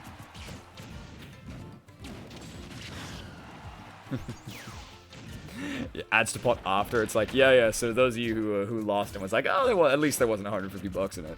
No.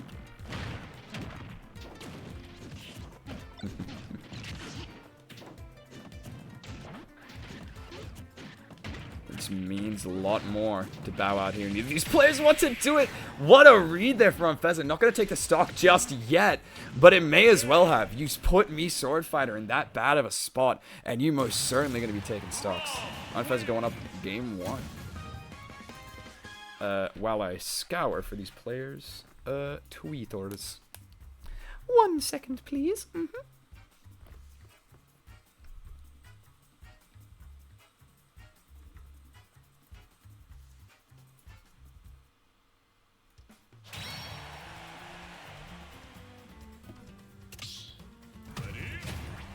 We're going straight back into it. Keep on playing. Saying, you know what? A 3 stock means the stage wasn't the issue. It was me. I will play better. And that's what we're looking for here. On the side of Relo. Want to play a better spaced game. Or a better everything game, should I say. Can you blame? Every single sound of the gyro hitting. Pain. Unimaginable. Finds the falling Nair into a side B. Again, not a kill, but it gives you a really good chance to edge guard. Relo gonna make it back to the stage with the side B. However, we're still in this one. Not gonna lose our stock just yet. Not just yet.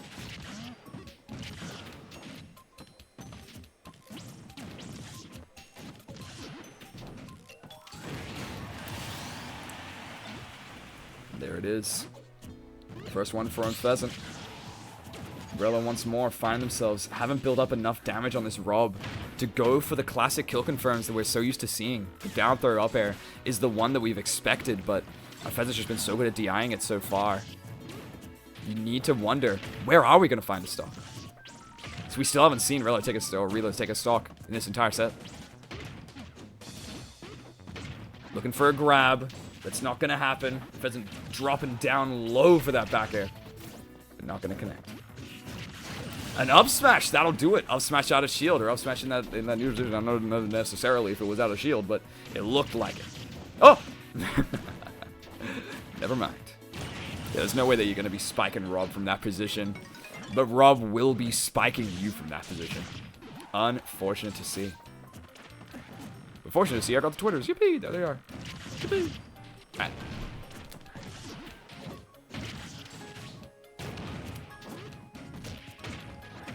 Just continual pressure from Pheasant here. Hitboxes galore. Whether it's the passive ones of the gyro and the laser. It's just too much pressure for Relo to work through so far. We have to find our answer. There has to be a way in. But where? And how? And who and why and all the other ones that I also forgot. So Pheasant goes up another game. Yeah, look, if you get rid of it there, then you can see him clapping, but screw it. We'll just keep the crown in the mouth. Mouth crown. Looking good. Looking good. The instant run back. You love to see it.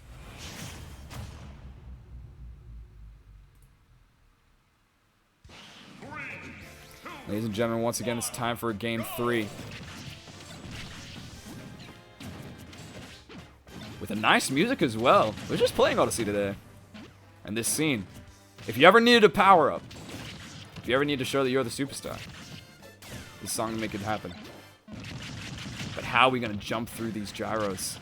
How are we going to cover these techs on Pheasant?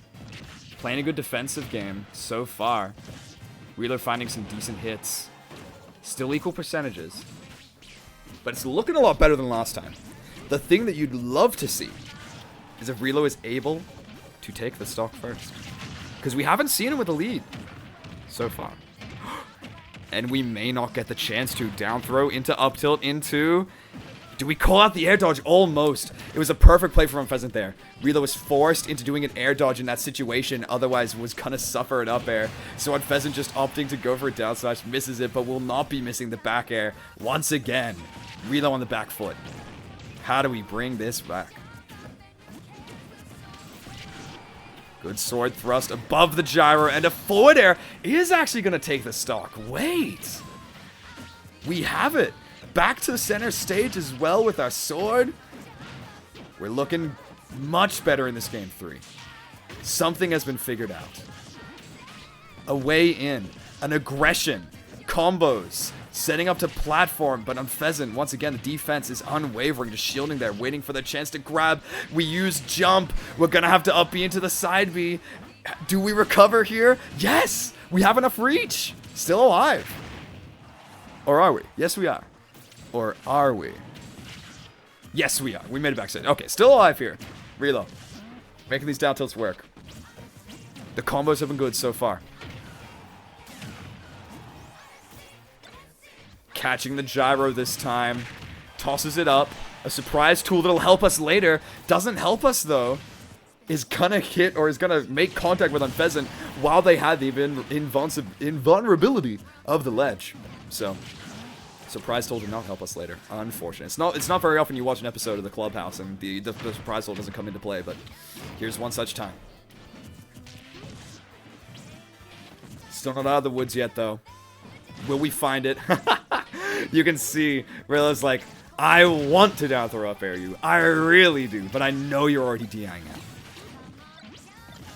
Gonna have to find throws just to deal damage, perhaps. And then stalks in other ways, looking for it with the back air. Continues to swing with it. Oh no. Perfect patience there from Relo. Staying alive here. There's been a lot of chances for Unpheasant. A lot of opportunities. Where if the defensive play was just that little bit worse. If the disadvantage was just that little bit weaker. We definitely would have seen our stock taken. Damn. You know what's funny? You know what's funny? That's exactly how Wi-Fi was eliminated by Relo. That is the exact same move that Relo hit against Wi-Fi, and now it's Unpheasant hitting against Relo. The fully charged F smash, or not fully charged, but the charged F smash to just swap them away like a baseball bat. Another 3-0. The players heard about the prize pool and they were like, damn. It's time to lock in. Unfortunate for Relo. Gonna be bowing out 9th place, along with ICK. Unpheasant is the one who's gonna be moving on in the winner's side of things. Let's have a look at that there bracket. That's not bracket, that's Twitter. Don't show me Twitter. There we go. Yippee! Okay. Bracket is here. So, is Alistair... Oh, Alistair's out, so I don't know if he's streaming anymore. But he'll be streaming on this side. We'll be streaming this side, so we get Kaz and Unpheasant. Good to see.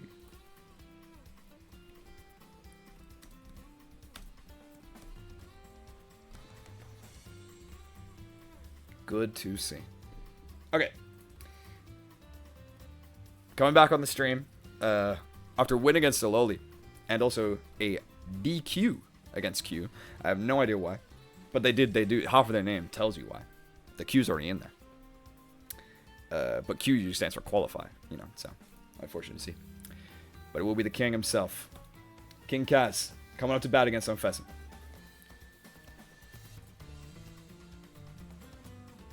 You'd have to imagine that these players would have had to play each other a decent amount. Given just...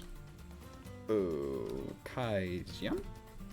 Given that they're both same region, similar skill levels, we're going to have another close set on our hands. And I'm very excited to see it. Very excited indeed. As I find myself the Twitter of this man. Where did it go? Nobody knows.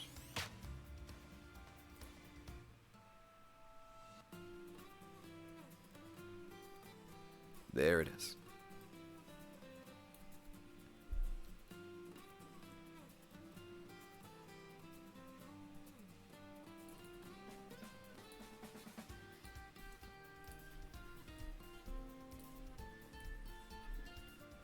Okay.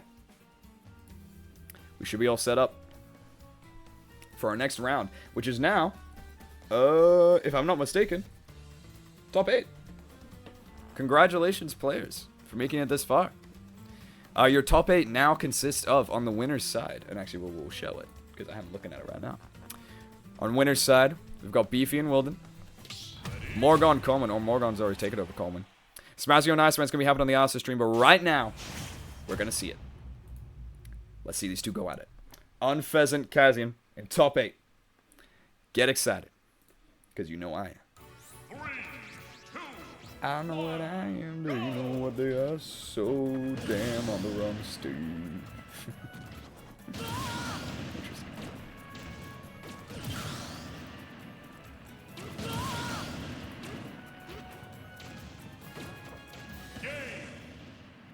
Game.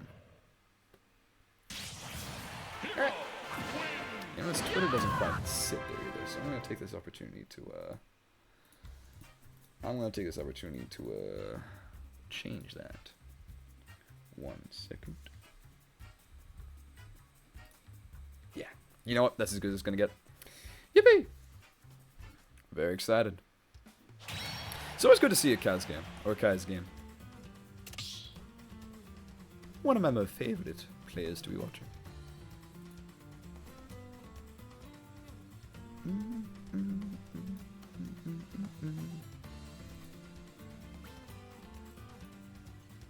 This bracket has gone by at an alarming rate. Speeded by.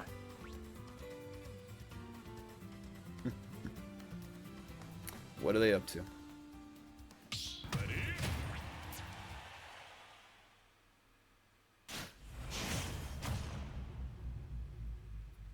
Oh, I see. They both had it on the random stage. That's why. That makes sense. They're both gamers. Random stage that your opponent has to hit the counter picks. I see you. But now that we've seen each other on PS2. Keeping that good range once more. But Unpheasant now a bit more aggressive in this play. Just going to be backing Kai's up at that ledge, hitting as many down tilts as possible. Before continuing on.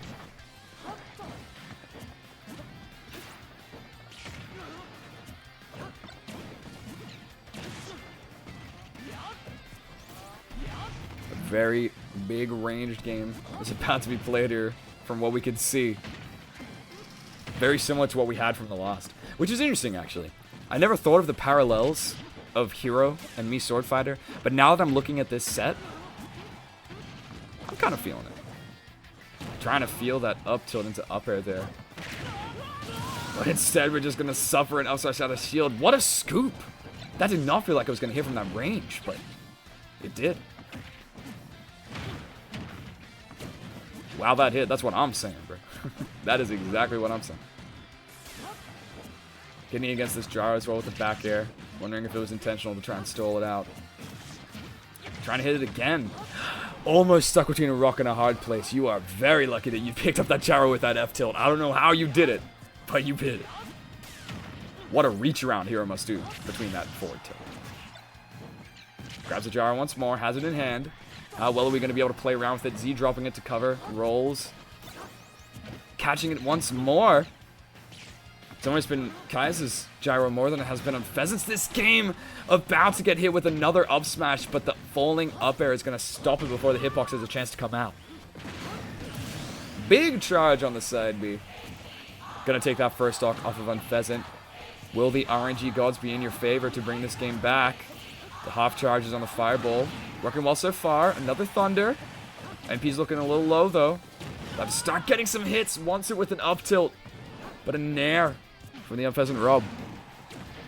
Stopping Hero in their tracks.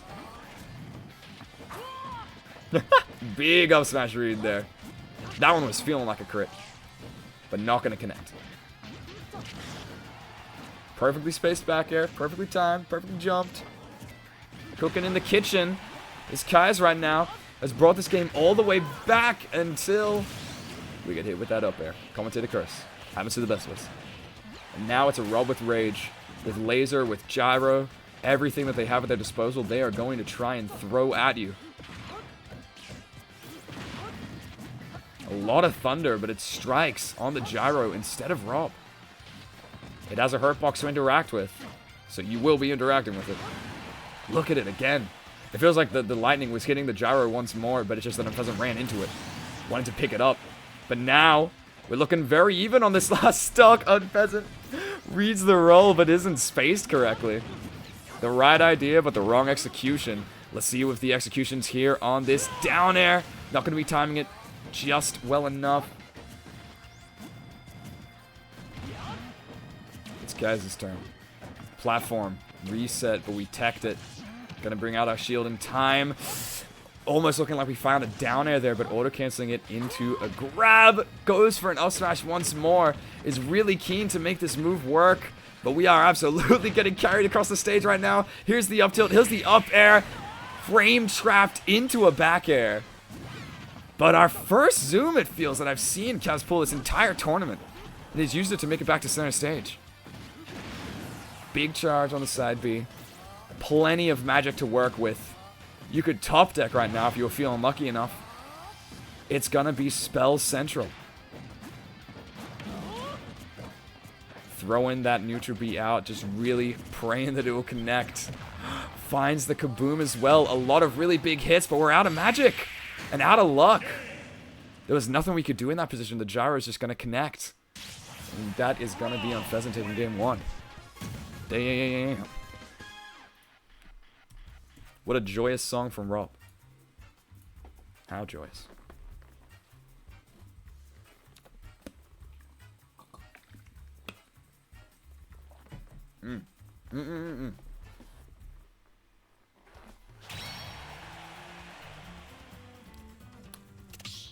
Locked into this one now. Locked in. Unpheasant looking for the run back. But Kaz is thinking. It's what you hope to see. Never mind. I love PS2.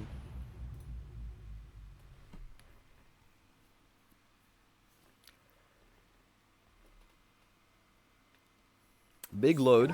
Even though we're going back to the same stage. Interesting. Unpheasant's mad. But they took that first game.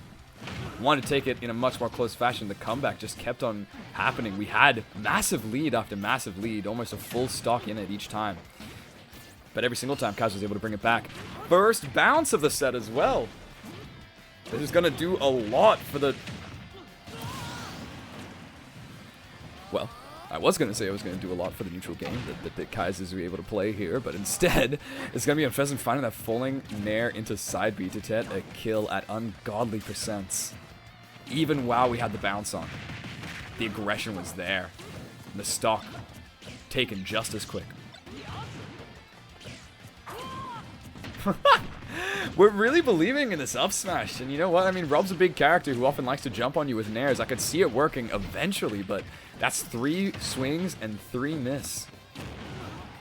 Very low hit on that down air there, but still connecting and a crit. Don't know if you needed it, but we'll take it. Gonna be taking that stock off of Unpheasant, bring it back to 2 apiece. This guy's his time now. Double side B, spot dodging through the down tilt, the pressure's still on. And he is cooking, or getting cooked, by that up smash out of shield. Again. Oh, big combos with that falling up air. Such a precise hitbox to get, but if you do... Go on. Not gonna try your luck? You already have a stock lead. Would've been funny to see if the crit happens. But it's not funny to get hit by all these gyros. Unpheasant absolutely running at him right now. Forward airs on the shield. Whiffing grabs because of spot dodge. So many big moves. Gyro hitting once more, but we do have full mana. Gonna use it to recover back to the stage. Not the right option. Zoom comes out. Our one goal. Stay alive here. Unpheasant trying to read a rolling with that up smash there, but Kaz is going to be hitting with that flame slash instead. Takes the stock and wait. If there is one character in the game who literally could kill you with this percentage, it is Hero. Hero's the character who can do it. But is Kazian the player who can do it? The answer is no. We're going to game 3. I tried. I tried to hype him up as best I could. I did my best. I did my best. But you can only do so good. You can only do so well against this Rob. What a wild character, man. What a wild, wild character. Bah, bah. Will there be a mix-up of stage for Game 3? Looking at the Discord.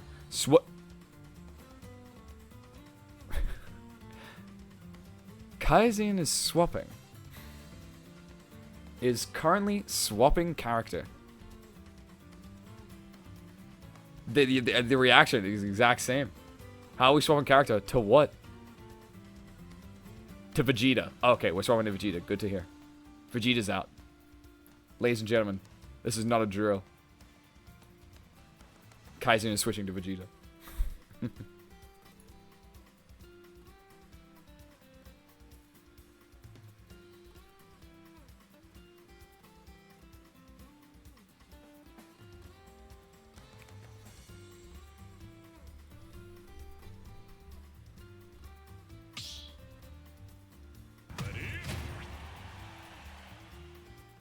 Huh.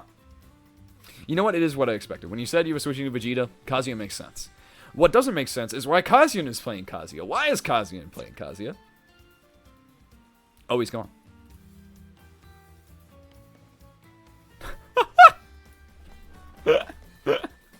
Tries to play Kazuya and gets an error. That's kind of based.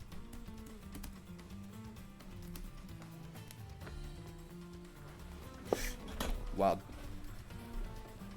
Kazuya counterpicks for the first time in their life. And got TC'd. That is hilarious. That is hilarious, actually. That's really funny. That is really funny. I'm waiting for this. I'm waiting for this Kazuya to come out though. I'm so excited. I'm very excited. This would be cool. I don't know if I've ever seen the Kai's Kaz. I don't know if I could say I've ever seen the Kai's Kaz.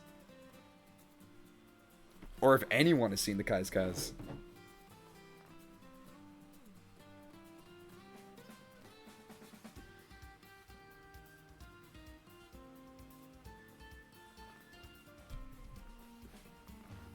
We'll see it here. If it was Japan, he may have also gone the FD pick, you know. Stage before character. Based. Based.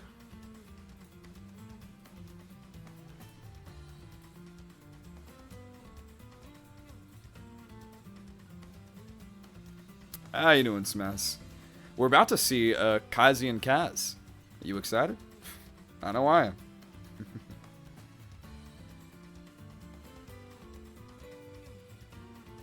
Unfezant vs. Coleman for 4th is very funny. If Unfezant wins. True. No, it's not a 3-0 yet. Kazian is on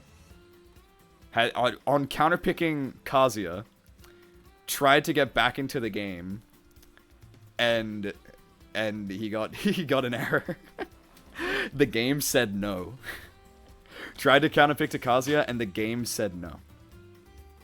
But we're saying yes now. We back. He's back. Let's freaking do this. I'm so excited to see this.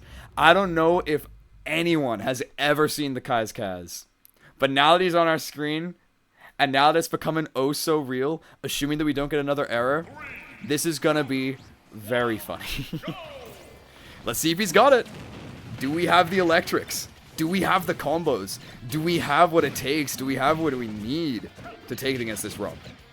Keeping it even so far, the spot dodges are there. That's the neutral opening for Kazuya. Spot dodge into move. The tricky part here is dealing with the offstage. If Unfezant is able to set up a good offstage situation into some sort of side B to kill early, it's going to be scary. A trade, though. Kai's in the lead.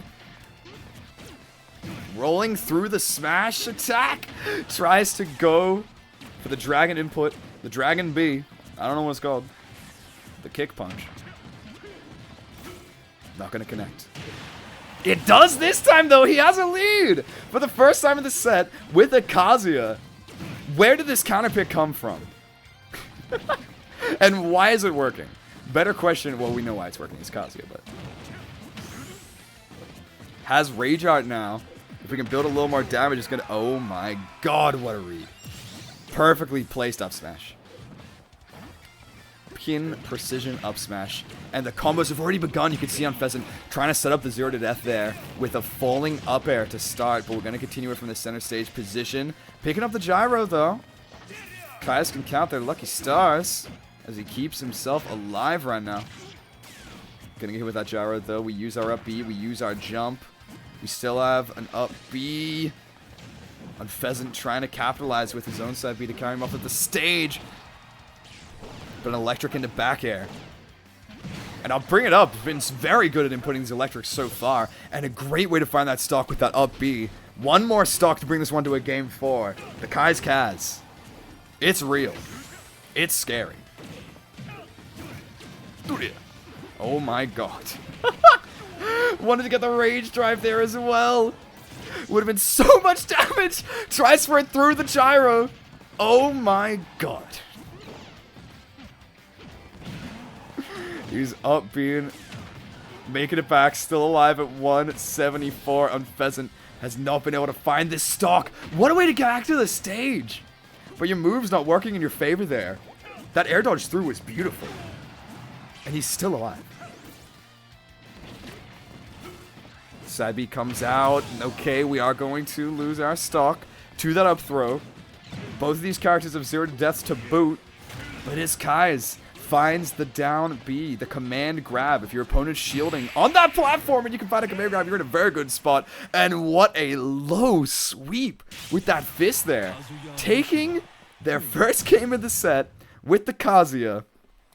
Oh my god.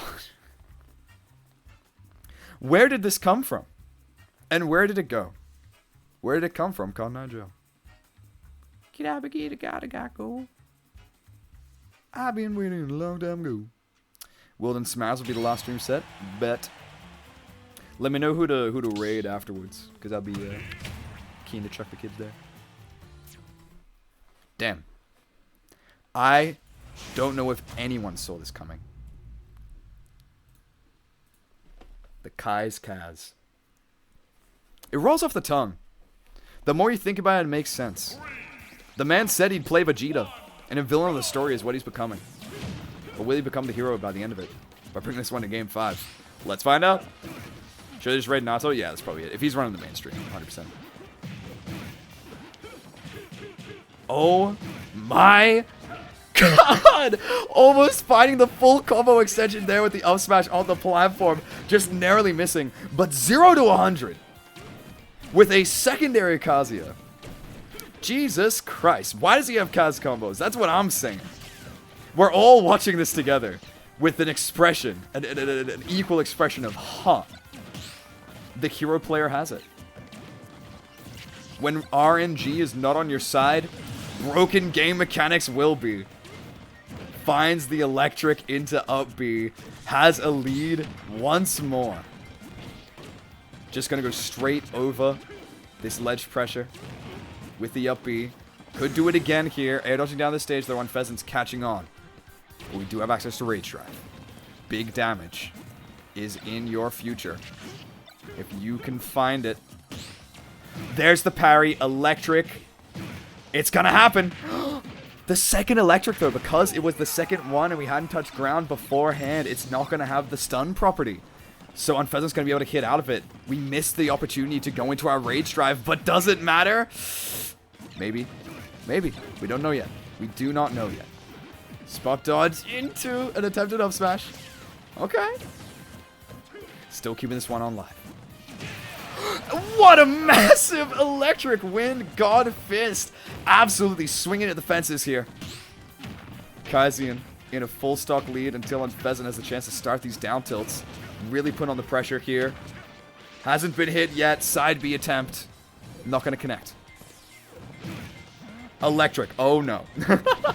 You can see we're all scared that the spikes were going to come out there, but it's not going to connect. Rage Drive on lock. 52%. Honestly, if he connects like an electric Rage Drive toward the stage, I wouldn't be surprised. What is he doing?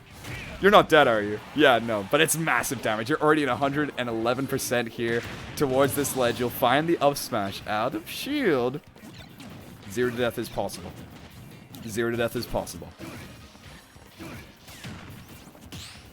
All the projectiles in the world coming up against the villain of the century here. One of gaming's greatest villains.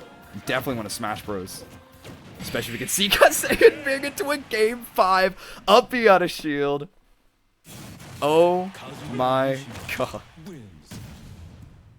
I'm just like, I wish I had player camera right now. I wish I had commentator camera. I have the biggest fucking grin on my face right now.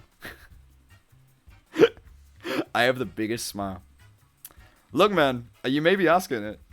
It's Kazuya Rob on the screen, but the fact that it's Kazian's Kazuya, the fact that it's the Kai's Kaz, means so much. It means so much. And we're gonna have another Kazuya on stream later, so get ready for it. That's what I'm saying, man. He has it. Did you think that the overlay was wrong? It is very funny if you came into the stream and thought the overlay was wrong because you saw, oh, it says Kazuya, but he's playing Kazuya. What's going on? No, this is happening. It's game 5. The Kazuya has not dropped a game this entire set. The counter pick has come out from Unpheasant. We're going to Team Fundies, quote unquote, on this Palutena. Will it be enough? First game 5. We are Korean backdashing in neutral. So this means Unpheasant's able to use the projectiles. And we're both using our projectiles. Wait. The patient game can only last so long. If you find yourself shielding next to Kazuya, you might as well find yourself in that top blast zone. 78% off of one big combo string. Trying to hit into the explosive light here. Unpheasant back to playing the spaced game. And it's what you need to do. Look, we trying for a hit. We be safe on the shield. But as soon as we get our hits off, we are running away. Because this is what happens when you get too close. Get too close to Kazuya, and he's gonna hit you with his electric and take the first stock in the game once again. Kazuya, where did this Kazuya come from? How long have you been cooking in the training room? Jesus Cribbiter. Rage Drive on deck. Stock lead. Decent amount of percent on a Pheasant. Just looking for the right chance to hit against this man. Money is on the line here, lest we forget. Which gives Kazuya all the more reason to bring out this Kazuya and make it work. No Rage Drive now. So it's a little less scary, but it's still Kazuya. So you probably will still die in one interaction. Here's the interaction. Finds the electric off of the up smash punish. Not going to be a stock, but it is a ledge situation here. Tries for a spike. Laser. Still stuck at this ledge. Not going to connect. The first hit getting it, but the second hit, no. Stalling off the stage. Back to ledge. Still alive here. Kaz reads the roll. And gets a roll through the rapid jab. 3 stocks to 1. This counter pick is not looking good for Unpheasant right now. You're going to need to bring out something huge. Otherwise, suffer this reverse 3-0 at the hands of Vegeta himself. Another command throw. The pressure's still on 90%. Laser connects 155. It's looking curtains here. But a back air comes out. Signs of life. Killing at over 160. The Kaz staring Unpheasant. Unpheasant looking down the barrel of the gun. The loaded shotgun of Kazuya. 1 electric at this percentage will most certainly be your end. But he misses the input. He misses the input. You're still alive. Or are you? Reverse 3-0. From the Kaz. In a character that none of us saw coming. And a reversal that we also didn't see coming.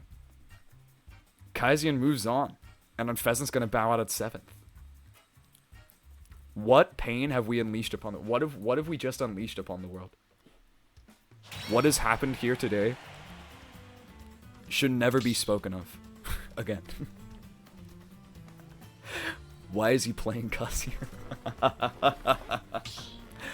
Okay. Well, what a fun set. Anyway, time for Smazio. Smazio, get your ass in here, boy. Cool. So, what? It feels weird to see the hero up there now. Because the hero did not cook. The Kazuya cooked. The Kazuya cooked an exceptional amount. He put the pan on the stove, set the heat to high, stirred him around. Electrifying performance. So now Kazian will be playing up against Coleman on I don't know what stream. One of these streams at some point. We will see. As we line ourselves up for our last set here today on the Artrix channel. Big cough. We're going to be watching some Wilden versus Smazio. I'll send the @ in the chat. Wilden and Smaz. I love Kazuya. Yippee! Get in here, gamers.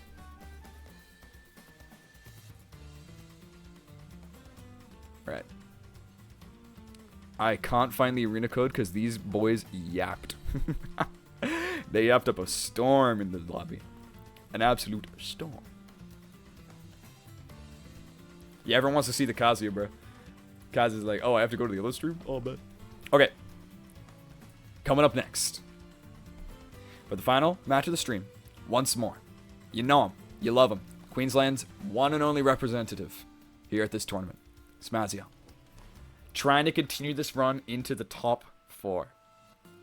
Was able to beat out, on the winner's side, Wi-Fi, falling to Coleman. And then had to run through ICK, Iceman, both 3-0s. Hasn't dropped a single game in the loser's side of the bracket yet. But we'll see how good that momentum falls as soon as we bring in our next player. An actual Kazuya that we were expecting to see, Wilden, be going up next for our top 6. I'm going to update the graphic, so give it a read. While you do, Wilden. I'm still suffering like the aftershock of that last match, though. That was very funny. That was very funny. Unfortunate, but funny. You know what I'm saying? You love to see it, but you hate to see it.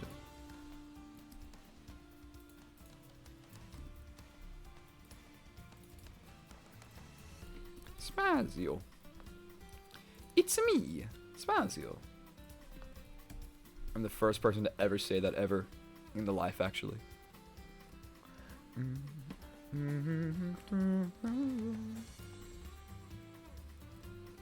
Okay. The graphics all set up. Now it's just up to the players for our last game of the set.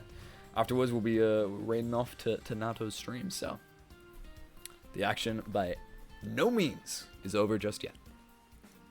Stay excited. Stay keen.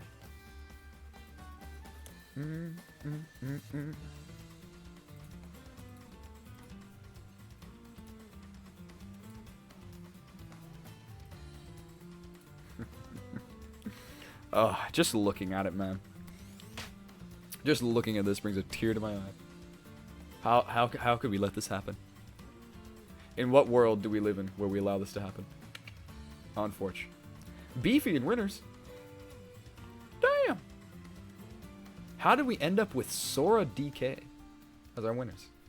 I would have thought Beefy would be on the me fighter, more often than not. But I guess for this matchup, yeah, actually for both these matchups, that makes complete sense. Probably gonna play Sora for DK though. But a DK in a winners finals of Invitational is something you love to see regardless. Coleman Kaizen gonna be playing over on the Nato stream, I believe. So you want to see that match? Go over and check it out. In the meantime, though, back to this. Are they both here? Yeah, they're both here. Sick. Excited times. And then I can finally eat dinner. Yippee! Very exciting.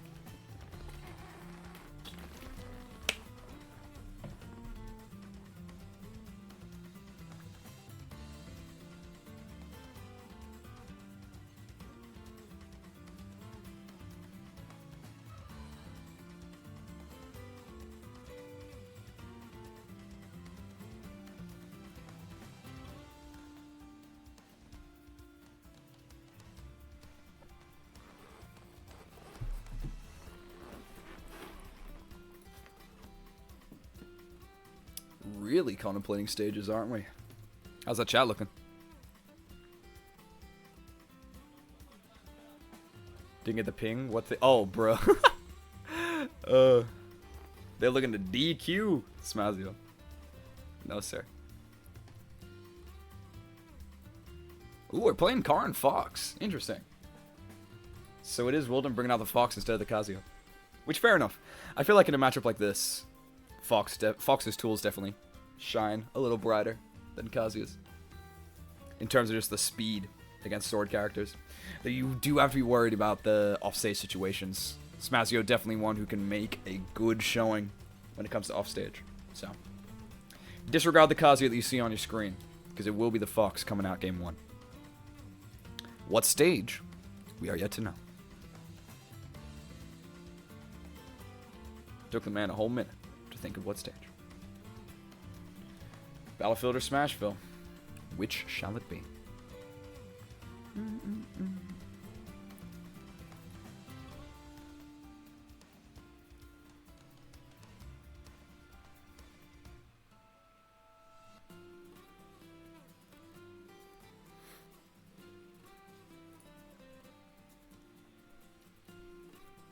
We are contemplating stages. We have been talking about stages for 3 minutes now. It's an important pick. It's a very important pick. From what I know, a hard matchup for Karin and Karin Fox. So you want to make sure that if you're gonna do it right, you're gonna do it on the right stage. We have locked in Smashville. Okay. Everything's set.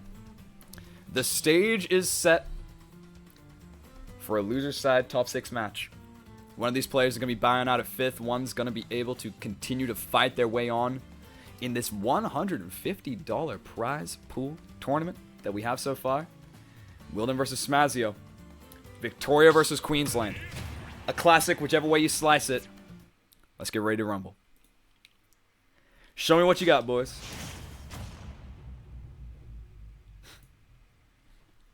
Game 1. It's going to be even harder for Smazio to find any sort of offstage hit, which you would have thought would be the stock take condition in a matchup like this. We are dancing and button checking. Never mind, I'm going to quit commentating. My bad, bro. Can't even do the recovery under the stage. Ass player. Although I do respect Smaz going for it. Just want to check the connection before committing to the game. It's fair. There's money on the line. Do everything you need to do. It's not quite coin box money, but, you know, still something. Definitely still something. Alrighty. Let's lock in.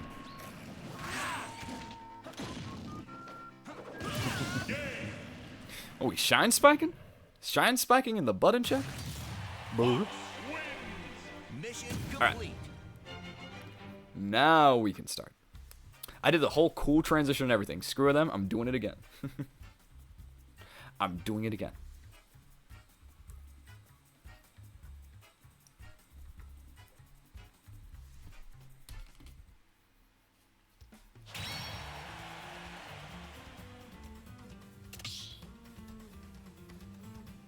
Lastly, we're going to see from the Octus and side coverage.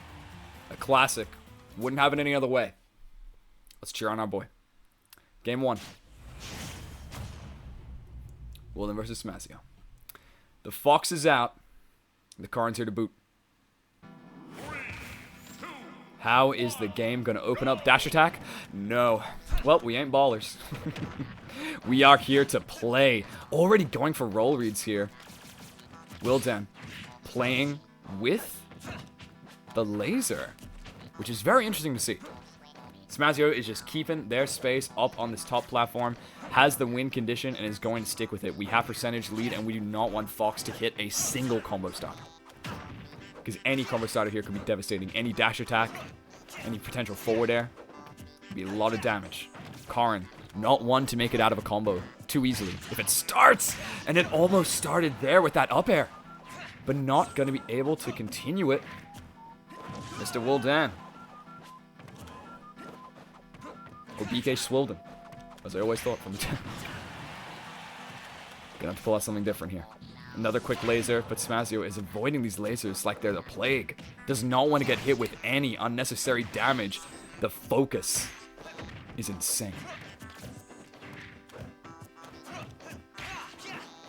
Playing around with the center platform like the floor is lava. And it might as well be. This is the first time I've seen like, such evidence, or such like evidence of this game plan of just sticking to that center platform. Very rarely do we see Smazio come down to the ground besides to find that falling up air to take the stock, which, mind you, Karin hitting a combo starter move of falling up air to take a stock at 140, insane. Quick little forward air to try and start something up, but the fast fall of Fox, not going to let it happen. Wilden still staying in this game. Trying to drag down with that forward air. Not fast enough on the drag down though. Wasn't able to set up a tech situation. What will we see next?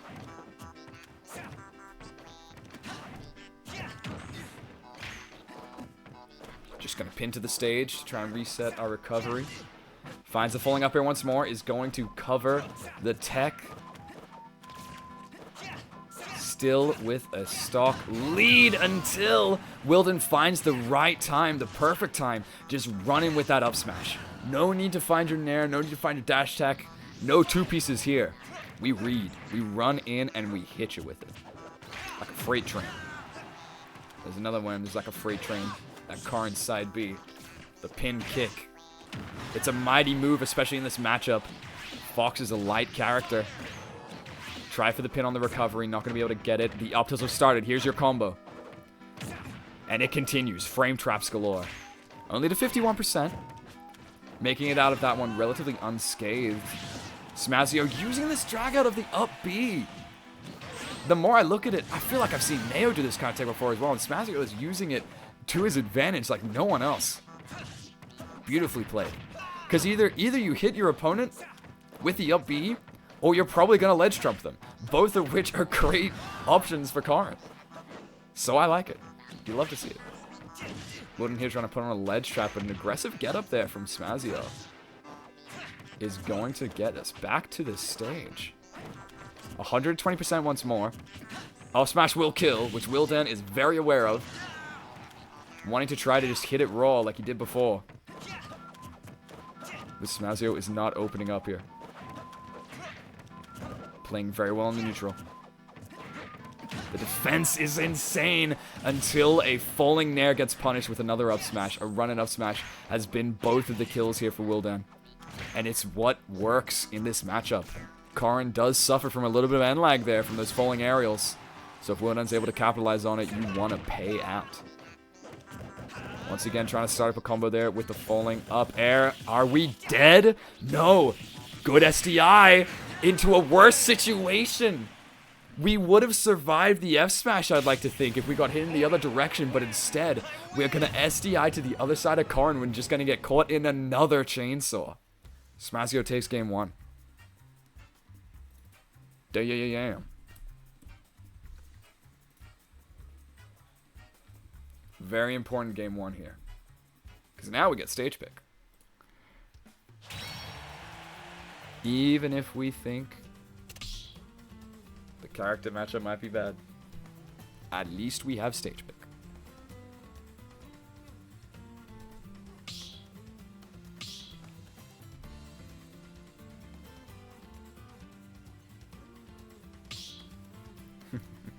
Getting high for the Queenslanders. It's your one representative. I'm gonna see him go far. I'm there with you. But as a commentator, I will stay impartial. Game 2.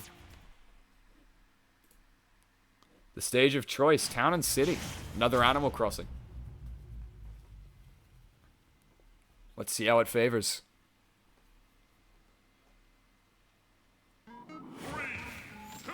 Ooh, and a banger too. KK Good Day, brother. That's not the actual name of the song, that's just the reason I know it. Do I commentate the match, or do I start rapping Ice Cube Good Day? I'm gonna do the other one. Just waking up in the morning, gotta thank God. I don't know, cause today feels kind of... It's definitely not in time, though. Definitely in time with these forwarders, though. Smazio's starting up combos. Like, it's no one's business. Fox, a bit of a harder character for Karn to get the combos on, just with the fast-falling nature. But we're still finding him. Nair into up tilt. Nair into up smash. It's Nair into everything. It's the Fox bread and butter. We'll get another punish here. Not going to commit anything too hard, though. Wilden pulling their punches. Or their kicks, more specifically. This is a good... I've now found a good reason to make sure that my microphone audio and my game audio line up. Because next time this happens, I'm definitely wrapping this. Not going to find the pin. Smazio are usually really good at getting the timing for that, but Fox, just the absolute magnet grab on those hands that he has during that up B makes it so that Smazio is not able to find the pin off the stage. We do find it on stage, though. If at first you don't succeed, try again. Wilden's going to continue to try this run in here with his nairs. A lot of back air swinging. Trying to keep Smazio locked down this ledge. But we're not going to let it happen. Another pin. Playing beautifully within his range. A lot of falling up airs, a lot of falling fairs. Good patience, and a beautiful punish. Down tilt forward air.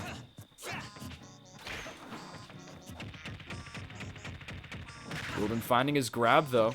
Knowing Smazio is going to be shielding on the stage to avoid that run and up smash that's worked twice for him in the last game. Doesn't want to let it happen again. A side B and jump back to the stage. Beautifully played. Falling there. Down smash to cover both sides. Not going to go for the pin. Instead, we're just going to wait for the option. Had the right idea with that up air placement. Not going to hit, but what will hit is another one of these kill moves. Smazio at a 2-stock lead right now can start going for a lot more ledge shenanigans. You already see it. The pin with the side kick to catch Fox's recovery. We're kicking back onto the stage as well. We're kicking across the stage, apparently. We're kicking left and right.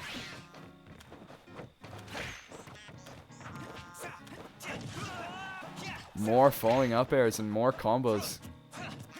The hits just don't stop. Much like KK slide. Trying to read a jump there. Already sending Wilden to 90%. It almost looked like that pin kick could have killed from the DI. Pin connects. Up B into up air. Not going to convert it, but we will convert it to the side B here. Smazio, 3-stock of Wilden on his own stage counterpick. Did Karn just say, I win? That's one of the lamest like win cries I've ever heard. I win! Congratulations. But it's only 2 games. You still need another. And let it be known. Much like we saw in our last set, which we had the pleasure of viewing, the counterpick Kazuya is always a possibility. And I think it might just happen here. Almost a mirror image to our last set. A player gets absolutely shut down on what could be considered their main. And now, with the back against the wall, he's going to turn to the dark side. We're making deals with the devil and seeing what's going to help us shine through. We've swapped to Kazuya. The devil has reached out his hand and Wilden was there to shake it. But will it take 3 games off the Smazio Karn? Let's find out. It's a matchup that Nao complains about all the time. You can imagine it's hard for Karns. It's hard for everyone. But Smazio's playing like it is. Look at the space that we're keeping right now. Not wanting to fall into any range of any of these electrics, any of these hits. We are going to be playing inside the range of this laser, though. The one thing that we'll see in this matchup, though, Smazio's going to have a lot easier time comboing this character. A decently large hurt box with a bit of weight to him as well. There's going to be a lot of hits. One hit will lead to many more.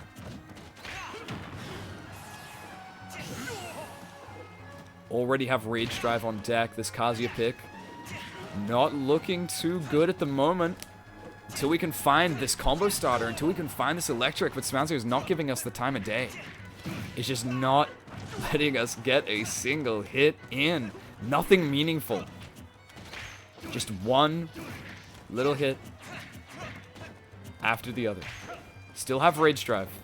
Haven't been throwing out grabs left and right, which is good to see. Smasher playing really well around the shield of Kazuya. Spot dodging around as well just to avoid any extra hits. Can we take a stock here, though? Another falling up air. Not going to be able to do it. Tries for a pin. And now it's scary. Good get-up option there. Just going to jump, hit the pin, stay alive. Go for it once more. Wilden trying for a very risky play. They're going to use the side B in an attempt to stun Smazio, start up a combo. But again, we just can't seem to find our starters. Smazio, in these 2 minutes to take that first stock, all the way to 170 or 190, wherever it was, to find that up throw. But it's playing it safe, playing it calm, playing it collected. That is what's keeping Smazio in this game. Because if you don't play safe, if you get a little too antsy with these falling up airs, you are going to get electricked. But still, no big combos. Where are we going to find them? Finds the up air that covers the entire platform, no matter where you tech. It's all about timing. Smazio's timing is impeccable right now. Will Wilden find his hit? The electric in the up B, not enough. Didn't build up enough damage. These one pieces that could have been two pieces. Staring him down right now.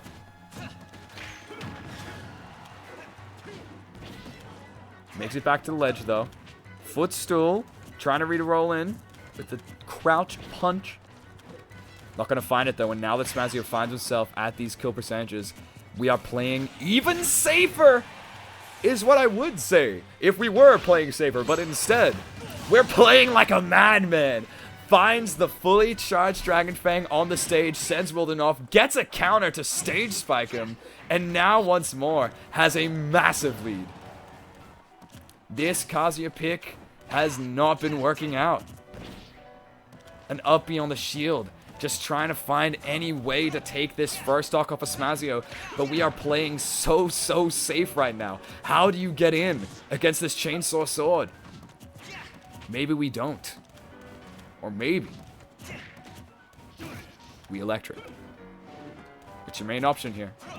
It gives you the invincibility that you might need. Command grab, Smazio slamming himself into the stage to stop himself from dying off the side. But we will instead die off the top. That's one stock for Wilden. 2 more neutral interactions and the game could be his. It is merely a matter of time. Finds the throw. Here we go. Onto the platform, but reading the wrong direction of the roll. That side B could have been everything. But another electric to start. Smazio, the patience starting to waver as we head into the 5th minute of this match.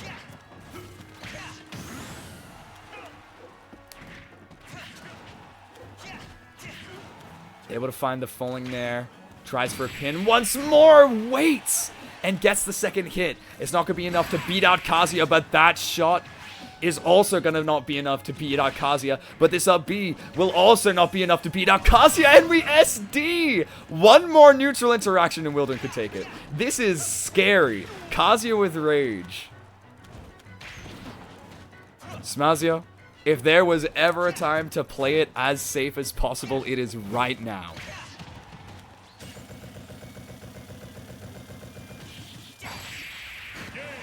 Okay, I was waiting for a second there to see if we would be able to armor those hits. Or if we were able to, like, super armor those hits. The answer is no. Smazio takes a 3-0. Very, very well played from our Queensland rep. Taking out the Victorians. And moving on the winner's side, or not the winner's side, winning to move on into the top 4. As we say goodbye to Wilden. Bye-bye. Smazio! Alrighty. With that, though, that will be all of the matches that I'm going to be covering on this stream, I believe. So, in the meantime, I'll show you the bracket, just to get you all caught up. Beefy was able to take it against Morgan using the Mii fighter instead. It was a Mii battle in the top. Interesting to see. But down the bottom here, we just saw Wilden Smazio. I believe Coleman Kaizen was playing on Nato's stream, which we might go raid So let's check on the boy. See how he's doing. How we looking? That is an ad. But how are we looking up here? That is... Oh, is he looking at me? He's looking at me. We're looking at each other. Never mind then. But yeah, we'll send him your way. I believe that's what's happening. I don't know. I'm fairly sure. Either way, I'm sure you'll be able to cover that match. So yeah, because it's everything's going to need a match. Everything relies on this flow right now. So let's go ahead and do that raid. So thank you everyone for joining us here today. The party does not stop as we'll continue on to Nato's channel. So get excited. I will prop the raid.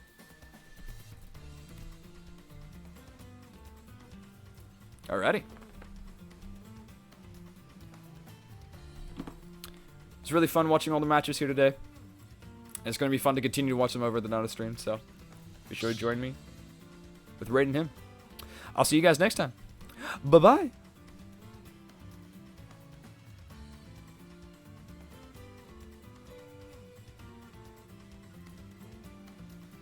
Look how cool it looks when they have the fade in. It's so epic. Whoa.